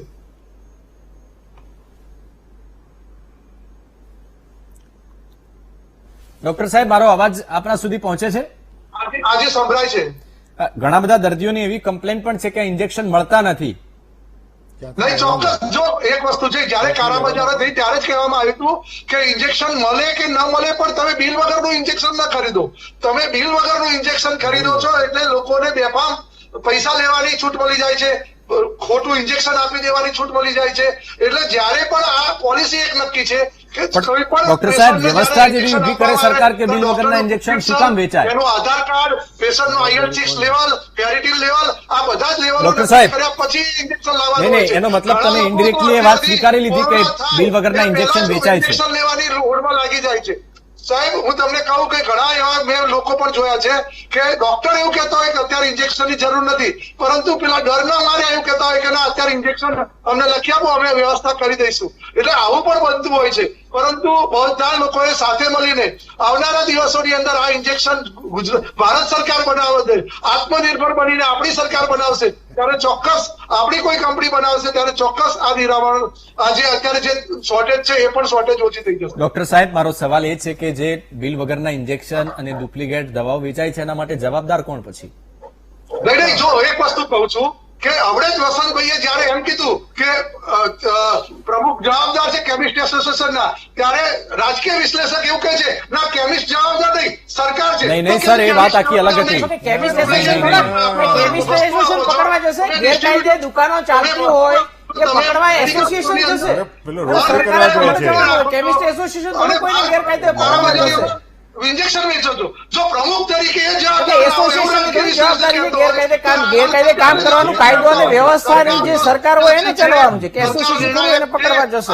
વિજયભાઈ રૂપાણી એક પણ દિવસ ગુમાવ્યા વગર તાત્કાલિક નિર્ણયો લે છે. ચોક્કસ કદાચ એની ત્રુટીઓ તમે કાઢો, ચોક્કસ વાંધો નહીં, પરંતુ આ જવાબદાર નહીં અને આ જવાબદાર આ રીતે હવાલાની નીતિ ના અપનાવો. કાયદો અને વ્યવસ્થાનું પાલન કરાવવાની જવાબદારી સરકારની હોય એ તમે બીજા ઉપર છોડી દેવાના છે.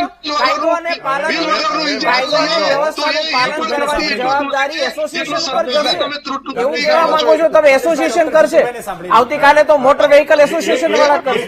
એસોસિએશનનો બચાવ કરો છો, જયારે વસંતભાઈ કહે છે ત્યારે તમે એસોસિએશનનો બચાવ કરો ના, ના, અને ના, સરકારને ટીકાની માત્રામાં લો છો. સાહેબ, એક દ્રષ્ટિએ તમે ના જુઓ, અત્યારે કોરોના છે એ કોઈને પણ રીતે જે પણ કાર આવ્યો છે એ કોઈના કઈ સરકારના કારણે નથી થયો, હવે સાંભળો ભાઈ, તમે જે કહેતા હતા એ કોઈ ભૂલોના કારણે આ બધું નથી થયું. કમલેશભાઈ, એક મિનિટ. કમલેશભાઈ, એક મિનિટ. એ માણસ ભ્રષ્ટાચાર નાખવા માંગતો હોય એ માણસે કાળા બજારના ઇન્જેક્શન ન લેવું જોઈએ. કમલેશભાઈ, એક મિનિટ. જરૂર ન હોય તો પણ લઈ શકે છે. ઠીક છે કમલેશભાઈ, આપની વાત સાંભળી લીધી. જીતુભાઈ કંઈક કહેવા માંગે છે. જીતુભાઈ, ટૂંકમાં આપનો જવાબ. સવાલ એ છે કમલેશભાઈ સાંભળો હવે. કમલેશભાઈ, એક મિનિટ. હું સમય આપીશ આપને. સવાલ એ છે કે ફેક કોઈ કેમિકલ કોઈ મેડિકલ સ્ટોર ચલાવતો હોય તો એ એસોસિએશનની જવાબદારી નથી, એ સરકારના તંત્રની જવાબદારી છે.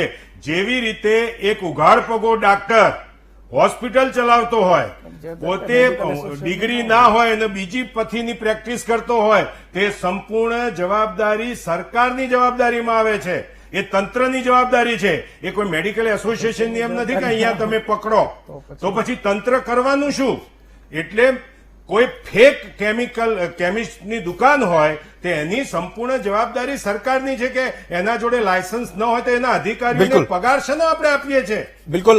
અને આપણે આ સાથે એટલે આ પ્રકારે હંમેશા જે કોઈ થતું હોય તો, અને તમે એમ કહી શકો કે ચલો આ ફેક ઇન્જેક્શન છે અને એક ફેક ઇન્જેક્શન તમે ઉકાળામાં એ ન કરી શકો, કારણ કે ઉકાળામાં તો થોડું વધારે ઓછું આવે, એનો અનુભવ મારા કરતા આપને વધારે છે, કારણ કે આપ આયુર્વેદમાં જાણો છો. એટલે ઉકાળામાં કદાચ થોડું વધારે ઓછું હોય તો ચાલે, પરંતુ એલોપેથીની દવાઓમાં તો સંપૂર્ણપણે એની વિશ્વસનીયતા અને એની ચોકસાઈ હોવી જોઈએ.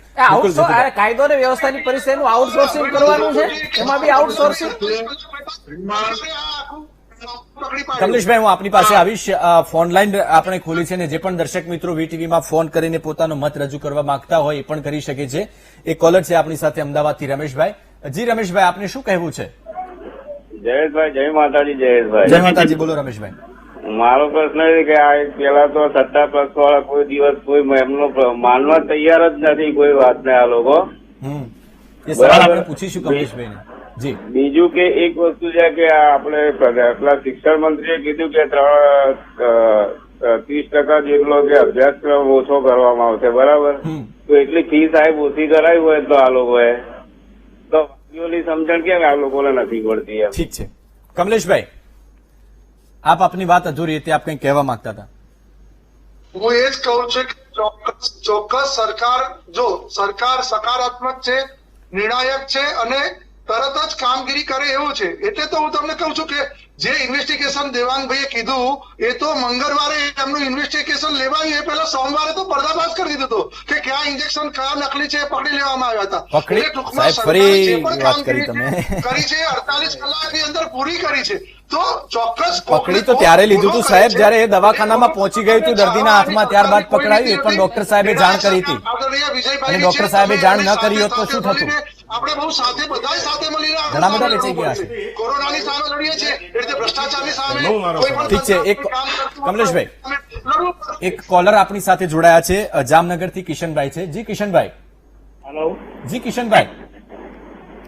સર, મારે જયેશભાઈ એ કહેવાનું છે કે આ આપણે પ્રમુખ સાહેબ બોલે છે ને કેમિસ્ટના યોગેશ પટેલ સાહેબ, એને કઈ જો ડ્રગ્સના ઇન્સ્પેક્ટર એ લોકો બધે પડખેથી હપ્તા આજની તારીખમાં લે જ છે સર. ઓહો. બરાબર ચાલુ જ છે આ લોકોના. અને એમાં જેને લાયસન્સ ધારક બીજાનું હોય અને મેડિકલ સ્ટોર બીજો ચલાવતો હોય સર આખા ગુજરાતની અંદર. અચ્છા, એટલે આ હપ્તા મહિને મહિને લેતા હશે? હાજી સર. મહિને મહિને હપ્તા લેતા હશે આ લોકો? સર મહિને અને ક્યારેક એ લોકો 4-6 મહિને આવે ત્યારે ઉઘરાવી જાય પૈસા સર. અત્યારે ગુજરાતમાં એ ચાલી રહ્યું છે. અને લાયસન્સ બીજા નામનું હોય સર અને માણસ બીજો ચલાવતો હોય એવા તમે જાઓ તાલુકાની અંદર અને જિલ્લાઓની અંદર ગ્રામ્યની અંદર મેડિકલો છે એવી જ રીતે ચાલે અત્યારે. ઠીક છે, એટલે આ તો જગજાહેર વસ્તુ છે, પણ સવાલ એ જ છે કે આમાં કઈ કાર્યવાહી નથી થતી. ફૂડ એન્ડ ડ્રગ્સ વિભાગ પણ કઈ કાર્યવાહી નથી કરતો. અને જવાબ આપી દઉં કે જે બી કેમિસ્ટની અંદર જી. ફાર્માસિસ્ટના લાયસન્સ વગર એ ડ્રગ લાયસન્સ ઇસ્યુ થતું નથી. યોગેશભાઈ તમે પ્રજાને ગેરમાર્ગે દોરશો નહીં. તમે પ્રેસિડેન્ટ છો એસોસિએશનના, બચાવ કરવાનો કોઈ મતલબ નથી. જો એક સામાન્ય નાગરિક રજૂઆત કરે છે તો તમે જાતે તપાસ કરો. દુકાનની અંદર દુકાનનો માલિક બી હોઈ શકે છે, દુકાનમાં કામ નહીં કરો છે. તમે કહો કે ફાર્માસી હાજર નથી, તમારે ડ્રગ ડિપાર્ટમેન્ટ કમ્પ્લેન કરવી જોઈએ કે ભાઈ આ બેસતો નથી. તમે શું કરવા બચાવ કરવા આવો છો? હપ્તા લે છે, દર 4 મહિને હપ્તા લે છે. એકદમ વાહિયાત વાતો કરો છો. અરે તમે જોડે યોગેશભાઈ, એ વાત જે કોલરે જે વાત કરી એને આપ ખોટી ન ઠીરવી શકો. ગુજરાતમાં એવી ઘણી બધી ઘટનાઓ અમારા સુધી પહોંચતી હોય છે, ઘણો બધો હપ્તારાજ ચાલે છે. એસોસિએશનના પ્રમુખને શું કામ બચાવ કરવો પડે? તમે શું કામ આટલો બચાવ કરો છો? વચ્ચે આવતા જ નથી આખી વાતમાં. એમને એવો શું રસ પડ્યો છે કે એમને બચાવ કરવો પડે? એ કામ સરકારનું છે, પણ એમાં બચાવ કરવાની ક્યાં જરૂર છે? ચાલે છે તો ચાલે છે, બધાને ખબર છે, આખી દુનિયાને ખબર છે ચાલે છે. તમારે તો ખુલીને જાણ કરવી જોઈએ કે આવું ચાલે છે, બંધ કરો. એસોસિએશને ઉલટાનો એમાં સહકાર આપવો જોઈએ, જે કાયદો અને વ્યવસ્થાની જે સંબંધ કરો છે એની સાથે એમાં બચાવ કરવાની વાત ક્યાં આવે છે? રેમડેસિવિર જયારે બ્લેકમાં વેચાતા હતા ત્યારે જાણ બી ગુજરાત ફેડરેશન જ કરેલી છે અને ગુજરાતની ફેડરેશનના જાણની અંદર જ આ રેડ પડેલી છે. આજે કોઈ પણ કેમિસ્ટ એસોસિએશન પ્રજાલક્ષી બી કામ કરે છે, પબ્લિક ઇન્ટરેસ્ટમાં બી કામ કરે છે અને સભ્ય ઇન્ટરેસ્ટમાં બી કામ કરતું હોય છે. તમે એકદમ કહી દો કે ભાઈ આ વસ્તુ આમ થઈ રહી છે, આમ થઈ, તો તમે જે બી ક્યાંય ઉલ્લંઘન થતું હોય, વાયોલેશન થતું હોય કોઈ કાયદાનું, તેની કમ્પ્લેન હોવી જોઈએ. મતલબ એવો નહીં કે ગુજરાતના 35,000 કેમિસ્ટો ફાર્માસિસ્ટ. યોગેશભાઈ તમારો વોટ્સએપ નંબર જાહેર કરો અત્યારે પબ્લિકમાં અને પબ્લિકને કરો કે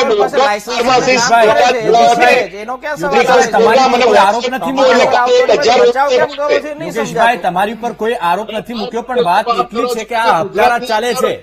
માલિકો 50% તો દુકાનના માલિકો ફાર્માસિસ્ટ છે. તમે તમારો વોટ્સએપ નંબર જાહેર કરો મીડિયામાં, તો તમને કાલે કેટલા વોટ્સએપ આવે છે એ તમે જવાબ આપશો. શું કહ્યું?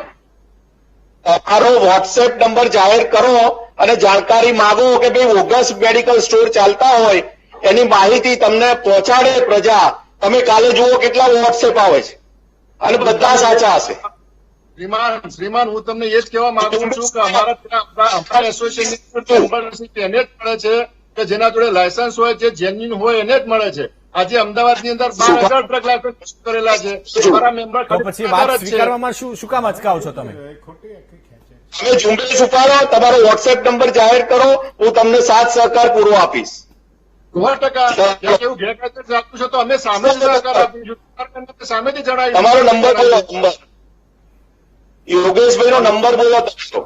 તમારો નંબર, એમનો નંબર આપણે પછી મેળવી લઈએ છીએ. કોલર છે અમદાવાદથી મૌલિકભાઈ જોડાયા છે. જી મૌલિકભાઈ, શું કહેવું છે આપને? હેલો. જી નમસ્કાર, બોલો. નમસ્કાર જયેશભાઈ. જી, મારે હવે એક વાત જણાવવી છે ભાજપના નેતાને. જી. કે ટોસિલીઝુમેબ ઇન્જેક્શન છે એ આખા અમદાવાદમાં ઓનલી ફોર 2 સ્ટોકિસ્ટને અવેલેબલ કરેલા છે. એના લીધે કાળાબજારી બહુ થઈ રહી છે. જો એ જ વસ્તુ સિપ્લાના દરેક સ્ટોકિસ્ટને આપવામાં આવે આખા અમદાવાદમાં, તો એ દરેક કેમિસ્ટની સહેલાઈથી મળી રહે, જેથી કરીને કાળાબજારી ક્યાંય થાય નહીં. બિલકુલ, ખૂબ જ સાચી વાત કરી. કમલેશભાઈ, આપ કઈ જવાબ આપવા માંગશો? આપની વાત સાથે સંમત હું એટલા માટે બી થઉં છું કે એમની વાત આમ ઘરે ઉતરી જાય એવી છે, પરંતુ જે સ્ટોકિસ્ટ પ્રમાણે જે ઇન્જેક્શન બનીને આવવા જોઈએ, જો પેલા ઇન્જેક્શન તો કોરોનાનું છે નહીં. કોરોનાનું જે ઇમ્યુનો સપ્રેશન માટેનું આ ઇન્જેક્શન છે અને આ ઇન્જેક્શનની આ લાઇન ઓફ ધ ટ્રીટમેન્ટ નથી. ઓફલાઈન ટ્રીટમેન્ટ છે. જીતુભાઈ જાણતા હશે, ઓફલાઈન ટ્રીટમેન્ટ છે. હવે આ સોરાઇસિસ માટેનું વપરાતું ઇન્જેક્શન ઇમ્યુનોસપ્રેશન માટે આ રિઝલ્ટ સારા આવ્યા સાયટોકાઇન સ્ટ્રોમમાં, એટલે આ ઇન્જેક્શન આપણે વાપરતા થયા. અને ડોક્ટરો મોસ્ટ ઓફ રૂમેટોલોજીસ્ટ આનો ઉપયોગ કરતા હોય છે. ઓર્થોપેડિક થી પણ એક સ્ટેક આગળ ડોક્ટર હોય એ ઉપયોગ કરતા હોય છે. હવે એટલા પ્રમાણમાં ઇન્જેક્શન જ ના આવતા હોય અને બધા લોકોને આપી દેવામાં આવે તો કોઈને ઇન્જેક્શન મળવાનું જ નતું. એટલે 2 ડિસ્ટ્રીબ્યુટર આપ્યા હતા, છતાં પણ 2 ડિસ્ટ્રીબ્યુટરે ક્યાંક ને ક્યાંક તો ગફલત કરી જ. એના કારણે આગળ બી કાળા બજાર થયા. અને હવે તમે જો પ્રમુખ એવું કહેતા હોય છતાં પણ હું તમને કહું કે જે 2 ડિસ્ટ્રીબ્યુટર બીજા પકડાયા છે એ ડિસ્ટ્રીબ્યુટર એસોસિએશનમાં સામેલ છે. કેમિસ્ટ એસોસિએશનના ક્યાંક ને ક્યાંક એ ભલે સભ્ય નહીં હોય, પરંતુ એ કેમિસ્ટ એસોસિએશન એમનો લાયસન્સ હશે. અને એ માં જે તમે જે અગાઉ શરૂઆતમાં જે કીધું, જે માં કંપની છે અથવા તો બીજી એક છે, આ લોકોએ બીજી કંપની બનાવતા હતા બીજા ઇન્જેક્શન મૂક્યા છે. એટલે ક્યાંક ને ક્યાંક જવાબદારી હું છટકવા નથી માંગતો. હા, સામાન્ય કાર્યકર તરીકે મારી બી જવાબદારી આવે છે, તમારી પણ જે પ્રમુખ તરીકે જવાબદારી આવે છે, અને આ દેશમાં દરેક નાગરિકની જવાબદારી આવે છે કે ક્યાંક ને ક્યાંક લોકોને નુકસાન થતું હોય એ અટકાવવા માટે સામૂહિક આપણે પ્રયાસ કરવો પડશે. કમલેશભાઈ, આ લોકો પકડાતા કેમ નથી, આ કાળાબજારી વાળા બધા? નહીં, પકડાય છે ને, પકડાય છે ત્યારે તો આ બધું ઉજાગર થાય છે, ત્યારે તો આપણે ચર્ચા કરીએ છીએ સાહેબ. અગાઉની સરકારોની અંદર શું ચાલતું હતું એ આપને ખબર છે, અને એ સરકારોને આ પ્રજાએ શું આપ્યું છે એ પણ આપને ખબર છે. અત્યારે પકડાય છે તો આપણે અભિનંદનનો પાત્ર છે. 48 કલાક થતા પહેલા તો આપણે સુરત સુધી પહોંચી ગયા, તો એ સારામાં સારી વાત છે સાહેબ. બાકી તો કમ્પ્લેન થાય, એની તપાસ થાય, એનો જથ્થો હોય સગે વગે થઈ જાય અને પછી રેડ પાડવામાં આવે, ત્યાં કઈ મળે નહીં. આવું પણ ભૂતકાળમાં થતું હતું. હું દોષ નથી આપતો, જવાબદારી ચોક્કસ સરકારની છે, અને પકડાય છે એટલે તો આ થાય છે. યોગેશભાઈ,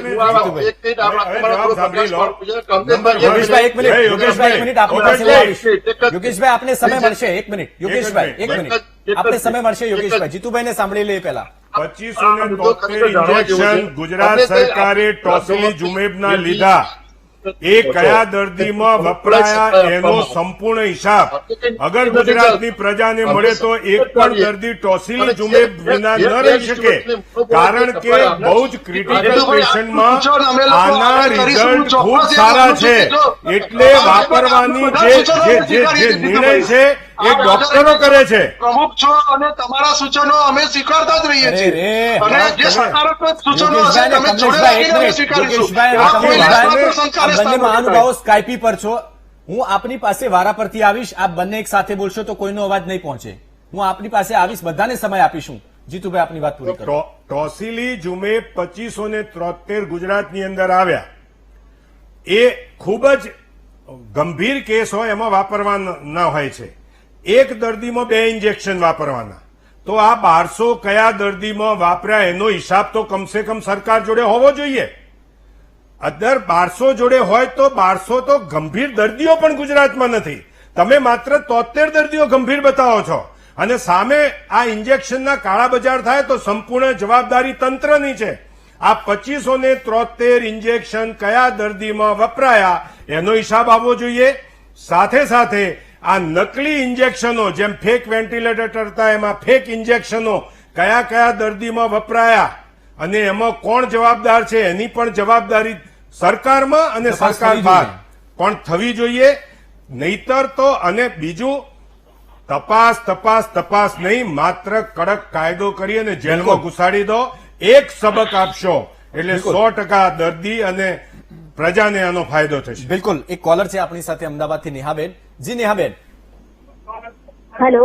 હા જી નેહાબેન, જણાવશો આપની વાત. હા જયેશભાઈ, મારો સવાલ એ છે કે અત્યારે એએમસી માં આંકડા છુપાવવામાં આવે છે. એએમસી માંથી આંકડા છુપાવવામાં આવે છે. જી હેલો. આ સવાલ હું પૂછું છું, જે બીજેપી માંથી છે કમલેશભાઈ, એમને હું આ સવાલ આપનો પૂછું છું. કમલેશભાઈ, આ નેહાબેન કહે છે કે એએમસી આંકડા છુપાવી રહી છે, વાત સાચી છે? જવાબ આપું, કોઈ પણ આંકડા કોઈ પણ રીતે છુપાવી શકાતા નથી. ભલે લોકો હોવા કરતા હોય. હું તમને કહું, મરણના આંકડા અને સ્મશાનના આંકડા કરીને આ લોકો જે કોઈ પણ વ્યક્તિ દોષારોપણ સરકાર ઉપર કરે છે. સાહેબ, અમદાવાદના સ્મશાનની અંદર જે લોકો મૃત્યુ પામે છે એ બહારના લોકો આવે છે એનું પણ ત્યાં નિદાન થાય છે, એનું રજીસ્ટ્રેશન થાય છે. એટલે અમદાવાદમાં ડિક્લેર થયા હોય 12 ડેથ અને 19 સ્મશાનમાં લાશોનો સળગાવવામાં આવી હોય તો એ આંકડા છુપાયા ન કહેવાય. અને ડેથ સર્ટિફિકેટ આપવાનું હોય છે, ઓફિશિયલી કામ થતું હોય છે. આમાં કોઈ છુપાવાથી અને છુપાવાથી સરકાર વાત સાચી છે, કદાચ આંકડા નહીં છુપાવતા હોય, પણ પહેલા કોરોનાની સંખ્યા વધારે હતી. આંકડા મેનેજ કરવામાં આવે છે. આઈસીએમઆરે ગાઈડલાઈન આપી છે નવી, બહુ સરસ મજાની. આઈસીએમઆરે જે પણ કામ કરે છે માત્ર લોકો હોવા કરીને એને બદનામ કરવા માટે આ વાત છે. હું કહું છું કે આ કોરોનાની મહામારીની અંદર દરેક લોકોએ સંવેદનશીલ થઈને કામ કરવું પડે. બધા સંવેદનશીલ જ છે, બધાને ડર છે કોરોનાનો, કોને ડર નથી. આમાં થયું છે એવું, દર્શકોની જાણ માટે આઈસીએમઆરે એક નવી ગાઈડલાઈન બહાર પાડી છે કે ડેથનું અંડરલાઈન સૌથી મહત્વનું કારણ કયું છે. એટલે એમાં જો કોઈ બીજી ગંભીર બીમારી હોય તો ડાયાબિટીસ હોય, હાર્ટનો પ્રોબ્લેમ હોય, કિડનીનો પ્રોબ્લેમ હોય તો એની નોંધણી કોરોનામાં થતી નથી. કોરોના થયો હોય અને પછી થયું હોય તો એટલા માટે આંકડા એના અલગ થઈ જાય છે. બહુ ચોખ્ખી વાત છે. કોઈ ગંભીર બીમારી ન હોય અને છતાં મૃત્યુ થયું હોય કોરોનાથી એની જ નોંધ થાય છે. એટલે બહુ સરસ મજાની વ્યવસ્થા આંકડા મેનેજ કરવાની આઈસીએમઆરે કરી આપી છે, એનો બિલકુલ સારી રીતે ઉપયોગ થઈ રહ્યો. બિલકુલ ખૂબ જ સાચી વાત કરી આપે. એક નાનકડા બ્રેકનો સમય થયો છે. ખૂબ જ રસપ્રદ ચર્ચા ચાલી રહી છે. આપે ક્યાંય જવાનું નથી. બ્રેક બાદ પાછા મળીએ છીએ. ડુપ્લિકેટ ટોસિલિઝુમેબ ક્યાંથી આવ્યું, શું કાર્યવાહી કરવામાં આવશે, કેવા પ્રકારની તપાસ થઈ રહી છે, શા માટે આ પ્રકારની ઘટનાઓ ગુજરાતમાં વારંવાર બનતી રહે છે, તમામ મુદ્દાઓ પર આજની મહાચર્ચા છે. તમામ મહાનુભાવો આપણી સાથે જોડાયેલા છે. ડોક્ટર મિતાલીબેન પણ છે આપણી સાથે. મિતાલીબેન, કાળાબજારીની આપણે વાત કરીએ તો ડુપ્લિકેટ જે ઇન્જેક્શન આવ્યું 5,000 રૂપિયામાં એ બન્યું અને ત્યારબાદ એક કેમિસ્ટ, બીજા કેમિસ્ટ અને છેલ્લે દર્દી પાસે ગયું એટલે 1.5 લાખ રૂપિયા કિંમત હતી. હવે જાણવું એ છે કે શું દરેક પ્રકારની દવાઓમાં આવું કાળાબજાર ચાલતું હશે? ડેફિનેટલી આ જે વસ્તુ આપણે જોઈ રહ્યા છે એ ટીપ ઓફ ધ આઈસબર્ગ છે. આમાં ઘણી બધી વસ્તુઓ છે જે આ એક વસ્તુ ઉજાગર થઈ છે, પણ નીચે બીજી ઘણી બધી વસ્તુઓ બેકગ્રાઉન્ડમાં ચાલી રહી હશે અને કદાચ બહાર ના પણ આવતી હોય. એક્ઝેક્ટલી. અને આ વસ્તુ પણ કદાચ બહાર ના જ આવી હોત જો આ ડોક્ટરે એને રિપોર્ટ ના કર્યું હોત. એટલે આઈ થિંક આ બહુ મોટું ફેલિયર છે ઓન પાર્ટ ઓફ એડમિનિસ્ટ્રેશન. કારણ કે આ વસ્તુ રેડ્સ થી અને એમની જે કઈ એમની જે પણ એજન્સીઝ છે એમના દ્વારા, એમના ઓફિસર્સ દ્વારા જે એમના રાઉન્ડ હોવા જોઈએ કે જે ચેક્સ હોવા જોઈએ એ નથી થતા, ત્યારે જઈને આવી દવાઓ ડોક્ટર સુધી પહોંચી છે. અને જ્યારે એ ડોક્ટર સુધી પહોંચી છે અને કદાચ મેં એવું પણ સાંભળ્યું છે કે દર્દીઓને અમુકને આ ડોઝ જતો પણ રહ્યો છે. તો શું કદાચ આ આંકડા આપણા જે આપણે એક તરફ વાત કરીએ છીએ કે ડેથના આંકડા ઘટાડવાના છે અને જ્યારે તમે આ સિરિયસ જે દર્દીઓ છે એમના માટે આ ટોસિલિઝુમેબ દવા છે જે વપરાય છે તો એ સિરિયસ દર્દીઓને જ્યારે આ ફેક દવાઓ જાય છે તો બે વસ્તુ થાય, યા તો એની અસર જ ના થાય, સિચ્યુએશનમાં શું થાય કે દવા આપી છે તો પણ પેશન્ટ રિકવર ના થાય ને એની આડઅસરથી એ થઈ જાય. અને બીજું કે કદાચ કોઈ એવી વસ્તુ એમાં નાખીને આપી હોય જે ફેક દવાઓમાં એ થાય છે જે ટોક્સિક હોય કે જે એના માટે ઊંધું પરિણામ કરતી હોય તો પણ એ પણ કેસમાં એ એના ડેથના માટે રિસ્પોન્સિબલ થાય છે. એટલે ફર્સ્ટ ઓફ ઓલ આ દવા ત્યાં સુધી પહોંચવી જ ના જોઈએ જ્યાં સુધી એ પહોંચી છે. એટલે સૌથી પહેલા જે પણ અધિકારીઓ છે એમને પણ પુલઅપ કરવા જોઈએ કે એમને એમની જવાબદારી ડેફિનેટલી આમાં દેખાઈ રહ્યું છે કે નથી નિભાઈ. અને આ એક વસ્તુ છે જે લાઇટમાં આવી છે, પણ એવી ઘણી બધી વસ્તુઓ હોઈ શકે જે નથી આવી. એટલે આપણે આ વસ્તુને અગર ટ્રેસ કરીએ ટુ ઇટ્સ રૂટ્સ તો આ ડોક્ટરે કમ્પ્લેન કરી ત્યારે જઈને બધું તંત્ર જાગ્યું અને પછી આ વસ્તુ થઈ, જ્યારે કે ઇટ શુડ બી રિવર્સ. ડોક્ટર્સને સુધી આ વાત આવી ના જોઈએ, દર્દીઓ સુધી આ પહોંચવું ના જોઈએ, ત્યારે આપણે એમાં પ્રાઇડ લઈ શકીએ કે આપણે કોઈ બહુ સારું કામ કર્યું છે. બીજી એક વસ્તુ જે જોવાની છે કે ટોસિલિઝુમેબ દરેક ફાર્મસીમાં અવેલેબલ કરાવવાની મને નથી લાગતું કે જરૂરત થાય. આ કંટ્રોલ ડ્રગ્સના લિસ્ટમાં જવી જોઈએ. કોરોનાનું જે એપિડેમિક ચાલી રહ્યું છે એ જોતા આ ડ્રગ એવા કેટેગરીમાં જવી જોઈએ કે જેમાં સરકાર તરફથી જ એના પ્રાઇસિંગ પર કેપ હોય, કદાચ એમાં સરકાર તરફથી એવી કોઈ છૂટ હોવી જોઈએ કે લોકોએ આટલી બધી મોંઘી દવાઓનું યુઝ એમને આટલી બધી લોડ ના પડવો જોઈએ આટલી બધી મોંઘી દવાઓનો. અને ગવર્મેન્ટ તરફથી એવી ગ્રાન્ટ્સ હોવી જોઈએ કે જેનાથી યા તો એ ફ્રીમાં અવેલેબલ કરાવી દે અને કાં તો પછી એવી ગ્રાન્ટ્સ આપે કે જેનાથી લોકો પર એનું પ્રાઇસનું લોડ ના આવે. બીજી વસ્તુ, આ દવાઓ બહુ જ નેરો માર્જિન ઓફ પેશન્ટ્સમાં વપરાય છે. દરેક કોરોના પોઝિટિવ પેશન્ટને આપણે આ દવા નથી આપતા, આ પ્રિવેન્ટિવ દવા નથી. પણ જેમ આપણે પહેલા વાત કરી કે જે સાયટોકાઇન સ્ટોર્મ આવે છે, જે કે કદાચ 0.5 to 1% કોરોના પોઝિટિવ પેશન્ટ જે કે સિવિયર કન્ડિશન ના પેશન્ટ છે એમનામાં વપરાય છે. નોર્મલી આવા પેશન્ટ આઈસીયુમાં એડમિટેડ હોય છે, એટલે આઈસીયુ માટે જ આ વપરાય છે કે નહીં એ પણ જોવું બહુ જરૂરી છે. દરેક પ્રિસ્ક્રિપ્શનની ઉપર કયા ડોક્ટરે આ દવા લખી છે, એનું ઇન્ડિકેશન શું છે, શું સિમ્ટમ જોઈને એમને આ દવા લખી છે, એ બધા જ ફોર્મ્સ ઘણા બધા બહારના જે વિદેશી કન્ટ્રીઝ છે એમાં કંટ્રોલ ડ્રગ્સના માટે આ બધી વસ્તુઓ કરેલી જરૂરી હોવી જોઈએ છે. આ પેપરવર્ક વગર આ ડ્રગ્સ ઇસ્યુ કરવામાં નથી આવતી અને બહુ જ સ્પેસિફિક જગ્યાઓમાં જ આ ડ્રગ્સ અવેલેબલ હોવી જોઈએ જ્યાં તમે શ્યોરલી એને કંટ્રોલમાં રાખી શકો. નહીં તો અત્યારના એવું છે કે કોઈ પણ વસ્તુ અગર એવી પબ્લિકને જાણ પડે કે ભાઈ આ કોરોનામાંની દવા છે, જે હોય કે ના હોય એ લોકો જોતા નથી, પણ એને તરત લઈ લેવું અને સંગ્રહી રાખવું એ જે વૃત્તિ છે લોકોમાં એ આવી જ જાય છે અને એના લીધે બ્લેક માર્કેટિયર્સને બહુ જ પ્રોફિટ થાય છે. એટલે આ કંટ્રોલ ડ્રગના એમાં જ રાખવી, રેજિસ્ટર્ડ ફિઝિશિયન જે આની ટ્રીટમેન્ટ કરતા હોય છે. હવે એઝ અ ગાયનેકોલોજીસ્ટ હું કદાચ બહુ બીજા સિરિયસ કેસ જોતી હોઉં પણ હું આ દવા નથી લખતી, તો જે ઇન્ટેન્સિવિસ્ટ છે, પલ્મોનોલોજીસ્ટ છે, જે આઈસીયુ ડોક્ટર્સ છે એમના જ પ્રિસ્ક્રિપ્શન પર અને એમની જાણીતી ફાર્મસીઝમાંથી જ આવી દવાઓ મળવી જોઈએ.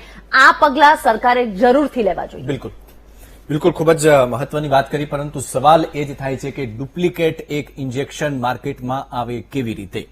કડકમાં કડક સજા થવી જોઈએ આ તમામ લોકોને. જો કે હાલ તો સમગ્ર જે મામલો છે ફૂડ એન્ડ ડ્રગ્સ વિભાગ છે તપાસ શરૂ કરી છે અને એમાં ઊંડાણપૂર્વક તપાસ કરવામાં આવશે, પૂછપરછ કરવામાં આવશે, ત્યારબાદ આગળ વધુ માહિતી પણ મળી શકશે. જો કે મારા સંવાદદાતા છે દીપક સોલંકી, એમણે food and drugs commissioner HG કોશિયા સાહેબ સાથે વાતચીત કરી હતી. સાંભળીએ કોશિયા સાહેબ શું કહે છે. કોરોના મહામારી વચ્ચે ટોસિલિઝુમેબ ઇન્જેક્શનનું નકલી કૌભાંડ જે છે તે સામે આવ્યું છે. ફૂડ એન્ડ ડ્રગ્સ વિભાગના કમિશનર એચજી કોશિયા સાહેબ આપણી સાથે છે, તેમની સાથે સીધી વાત કરીશું. સર, જે પ્રકારે વાત કરવામાં આવે તો નકલી ઇન્જેક્શન પકડાવાનું કઈ રીતે ખ્યાલ આવ્યો કે આ નકલી ઇન્જેક્શન છે ને સમગ્ર કૌભાંડ કઈ રીતે ચાલતું હતું? આજે ટોસિલિઝુમેબ ઇન્જેક્શન જે છે, જે મોનોક્લોનલ એન્ટીબોડી છે, જે સ્વિટ્ઝરલેન્ડની રોશ ફાર્મા વર્લ્ડ લેવલે એના રાઇટ ધરાવે છે, ફક્ત એક જ ઉત્પાદક છે, તો એના ઇન્જેક્શન મે મહિનાથી રાજ્ય સરકાર હસ્તગત કરી રહી છે. રાજ્ય સરકારના નાગરિકોને આ વિનામૂલ્યે મળી રહે, પૂરતી માત્રામાં મળી રહે, એના માટે રાજ્ય સરકાર, રાજ્યનો આરોગ્ય વિભાગ કટિબદ્ધ છે અને રાજ્ય સરકાર નિયમિત તેને ખરીદી કરે છે. આ એક ઇન્જેક્શનનું ડુપ્લિકેટ ઇન્જેક્શન માર્કેટમાં છે એવો એક વોટ્સએપમાં ફોટો આવ્યો. એના પરથી ડોક્ટરનો કોન્ટેક્ટ કર્યો, ડોક્ટરના કોન્ટેક્ટ ઉપરથી પેશન્ટનો કોન્ટેક્ટ કર્યો, પેશન્ટનો કોન્ટેક્ટ કરીને એના સગાનો કોન્ટેક્ટ કર્યો અને એમાંથી આ સમગ્ર મામલો સામે આવ્યો છે. આજે અમદાવાદ ખાતે સંજીવની હોસ્પિટલમાં દેવાંગ શાહ ડોક્ટર છે, એને પ્રિસ્ક્રાઇબ કર્યું હતું એક લતાબેન પેશન્ટ માટે. લતાબેનના સગા માર્કેટમાં ઇધર ઉધર ફરીને ઇન્જેક્શન એક સાબરમતીમાં મા ફાર્મસીમાંથી ખરીદી આવ્યા હતા 1,05,000 રૂપિયા આપીને રોકડેથી. અને ત્યાં તપાસ કરતા એ એક ઠાકોર છે ચાંદખેડામાં, એના પાસેથી આ ઇન્જેક્શન 80,000માં લાવેલા હતા. ઠાકોરે તપાસ કરી તો એ પાલડી ખાતેથી happy chemist and protein house પાસેથી 70,000માં લાવેલા હતા. હેપી કેમિસ્ટ એન્ડ પ્રોટીન હાઉસમાં પાલડીમાં તપાસ કરી અને ત્યાં ખબર પડી કે આ ઇન્જેક્શન લોકો ઉત્પાદક જે સોહિલ ઇસ્માઇલ તાય જે સુરત ખાતે છે એના પાસેથી 5,000 રૂપિયામાં લાવેલા હતા. આમ એક બનાવટી ઇન્જેક્શન જે 5,000માં ઉત્પાદકે વેચેલું હતું એ પણ નકલી, કદાચ જે 5 રૂપિયાનું પણ નહીં હોય, એનું પેશન્ટ સુધી જતા 1,35,000 રૂપિયામાં ગયું. અને આ એક થેન્ક્સ ટુ અમારી ફૂડ એન્ડ ડ્રગના વિજિલન્ટ ટીમ અને કમિટેડ ઓફિસર્સ પ્લસ જે ડોક્ટર જાગૃત ડોક્ટર છે, મીડિયા છે, તો આવું કોઈ પણ સ્કેન્ડલ હોય તો ગુજરાતમાં એ ઇમિડિયેટલી આનું અનર્થ થઈ જાય છે. તો અમારા સંવાદદાતા દીપક સોલંકીએ કમિશનર એચજી કોશિયા સાહેબ સાથે વાત કરી અને ફૂડ એન્ડ ડ્રગ્સ વિભાગને પણ વિનંતી કે જે આ કેમિસ્ટો લાયસન્સ વગરના ચાલી રહ્યા છે એમના ઉપર પણ કડક કાર્યવાહી કરવામાં આવે. રોકાઈએ છીએ એક નાનકડા બ્રેક માટે, બ્રેક બાદ ચર્ચા ચાલુ રાખીએ છીએ. ડુપ્લિકેટ ટોસિલિઝુમેબ પર મહાચર્ચા તમામ મહાનુભાવો આપણી સાથે જોડાયેલા છે. દિલીપભાઈ, આ તો સારું થયું કે ડોક્ટર દેવાંગ શાહનો આપણે આભાર માનીએ કે આખી ઘટનાનો પર્દાફાશ કર્યો, પરંતુ વાત તો એવી પણ છે કે ઘણા બધા લોકોને ઇન્જેક્શન અપાઈ ગયું છે, તો હવે દર્દીઓનું શું, એ લોકોનો શું વાંક? હાલે પણ મને લાગે છે તપાસ એ દિશામાં બી કરવી પડે, કારણ કે જોખમી છે અને છેલ્લા 2-5 દિવસમાં અપાયું હોય તો હજી ડોક્ટર પાસે સમય પણ હશે એટલે કોને કોને આ ઇન્જેક્શન આપે જોઈ લેવું છે. બીજું કે આ પ્રકાર આ છે ને કે કાયદો અને વ્યવસ્થાની સમસ્યા નથી. આ સમસ્યા એટલા માટે ઉભી થઈ છે કે સરકાર તરફથી પદ્ધતિસરની માહિતી આપવામાં આવતી નથી. બહુ ચોખ્ખી વાત કરવાની છે કે બહુ ક્રિટિકલ દર્દીઓને આ ઇન્જેક્શનની જરૂર પડવાની છે.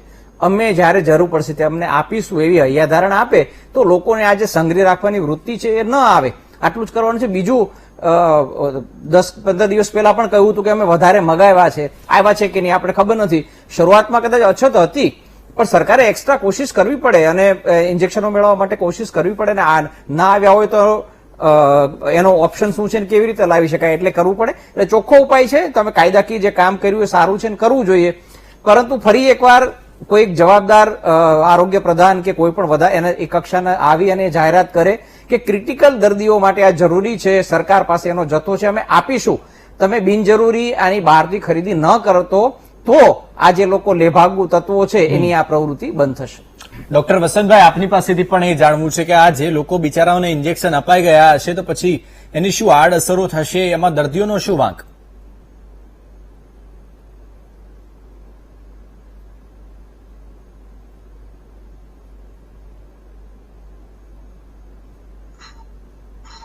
ચોક્કસથી જે લોકોને જે પણ દર્દીઓને આ ઇન્જેક્શન અપાઈ ગયા છે એની complete investigation food and drug commissioner દ્વારા થવી જોઈએ અને જે પણ જ્યાંથી મેન્યુફેક્ચર થયા છે બોગસ એને કેટલા કર્યા એને તાત્કાલિક રિમાન્ડ પર લેવો જોઈએ, એને ક્યાં સપ્લાય કર્યા, આખી ચેઇનમાં જેટલા પણ લોકો સંડોવાયેલા છે અને કયા દર્દીને અપાયું છે અને જો એ દર્દીને ફરી બીજી જરૂરિયાત હોય એને ઓરિજિનલ ઇન્જેક્શન સરકાર દ્વારા એને તાત્કાલિક અપાઈ જવું જોઈએ જેથી એનો જીવ બચી શકે.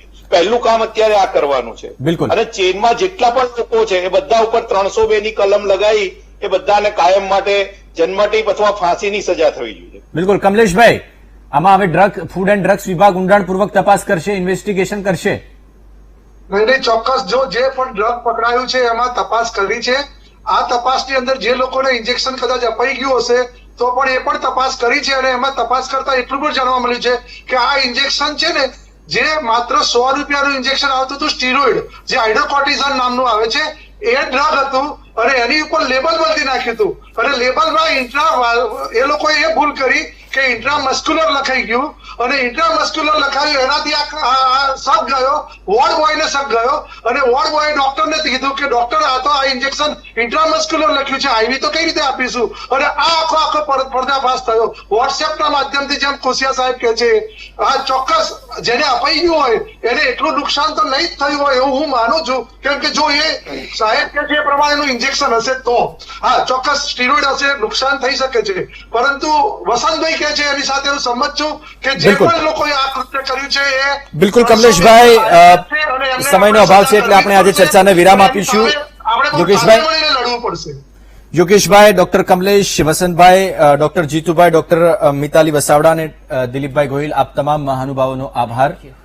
સમયનો અભાવ છે એટલે ચર્ચાને વિરામ આપીશું. પરંતુ સવાલ એ છે કે એક તરફ સમગ્ર દેશ વૈશ્વિક મહામારીમાંથી પસાર થઈ રહ્યો છે, આવો વિચાર પણ કેવી રીતે આવે ડુપ્લિકેટ ઇન્જેક્શન બનાવવાનો? શું તમારા પરિવારને આપવાનું હોય તો તમે આ ઇન્જેક્શન આપી દેશો? તો જે લોકો પાસે આ ઇન્જેક્શન પહોંચી ગયું છે શું એ લોકોનો પરિવાર નથી? ખૂબ જ શરમજનક ઘટના છે. અને એક કેમિસ્ટ પાસે આવીને કેમિસ્ટ બીજાને વેચે. સાહેબ, થોડીક તો માનવતા દાખવો તમે.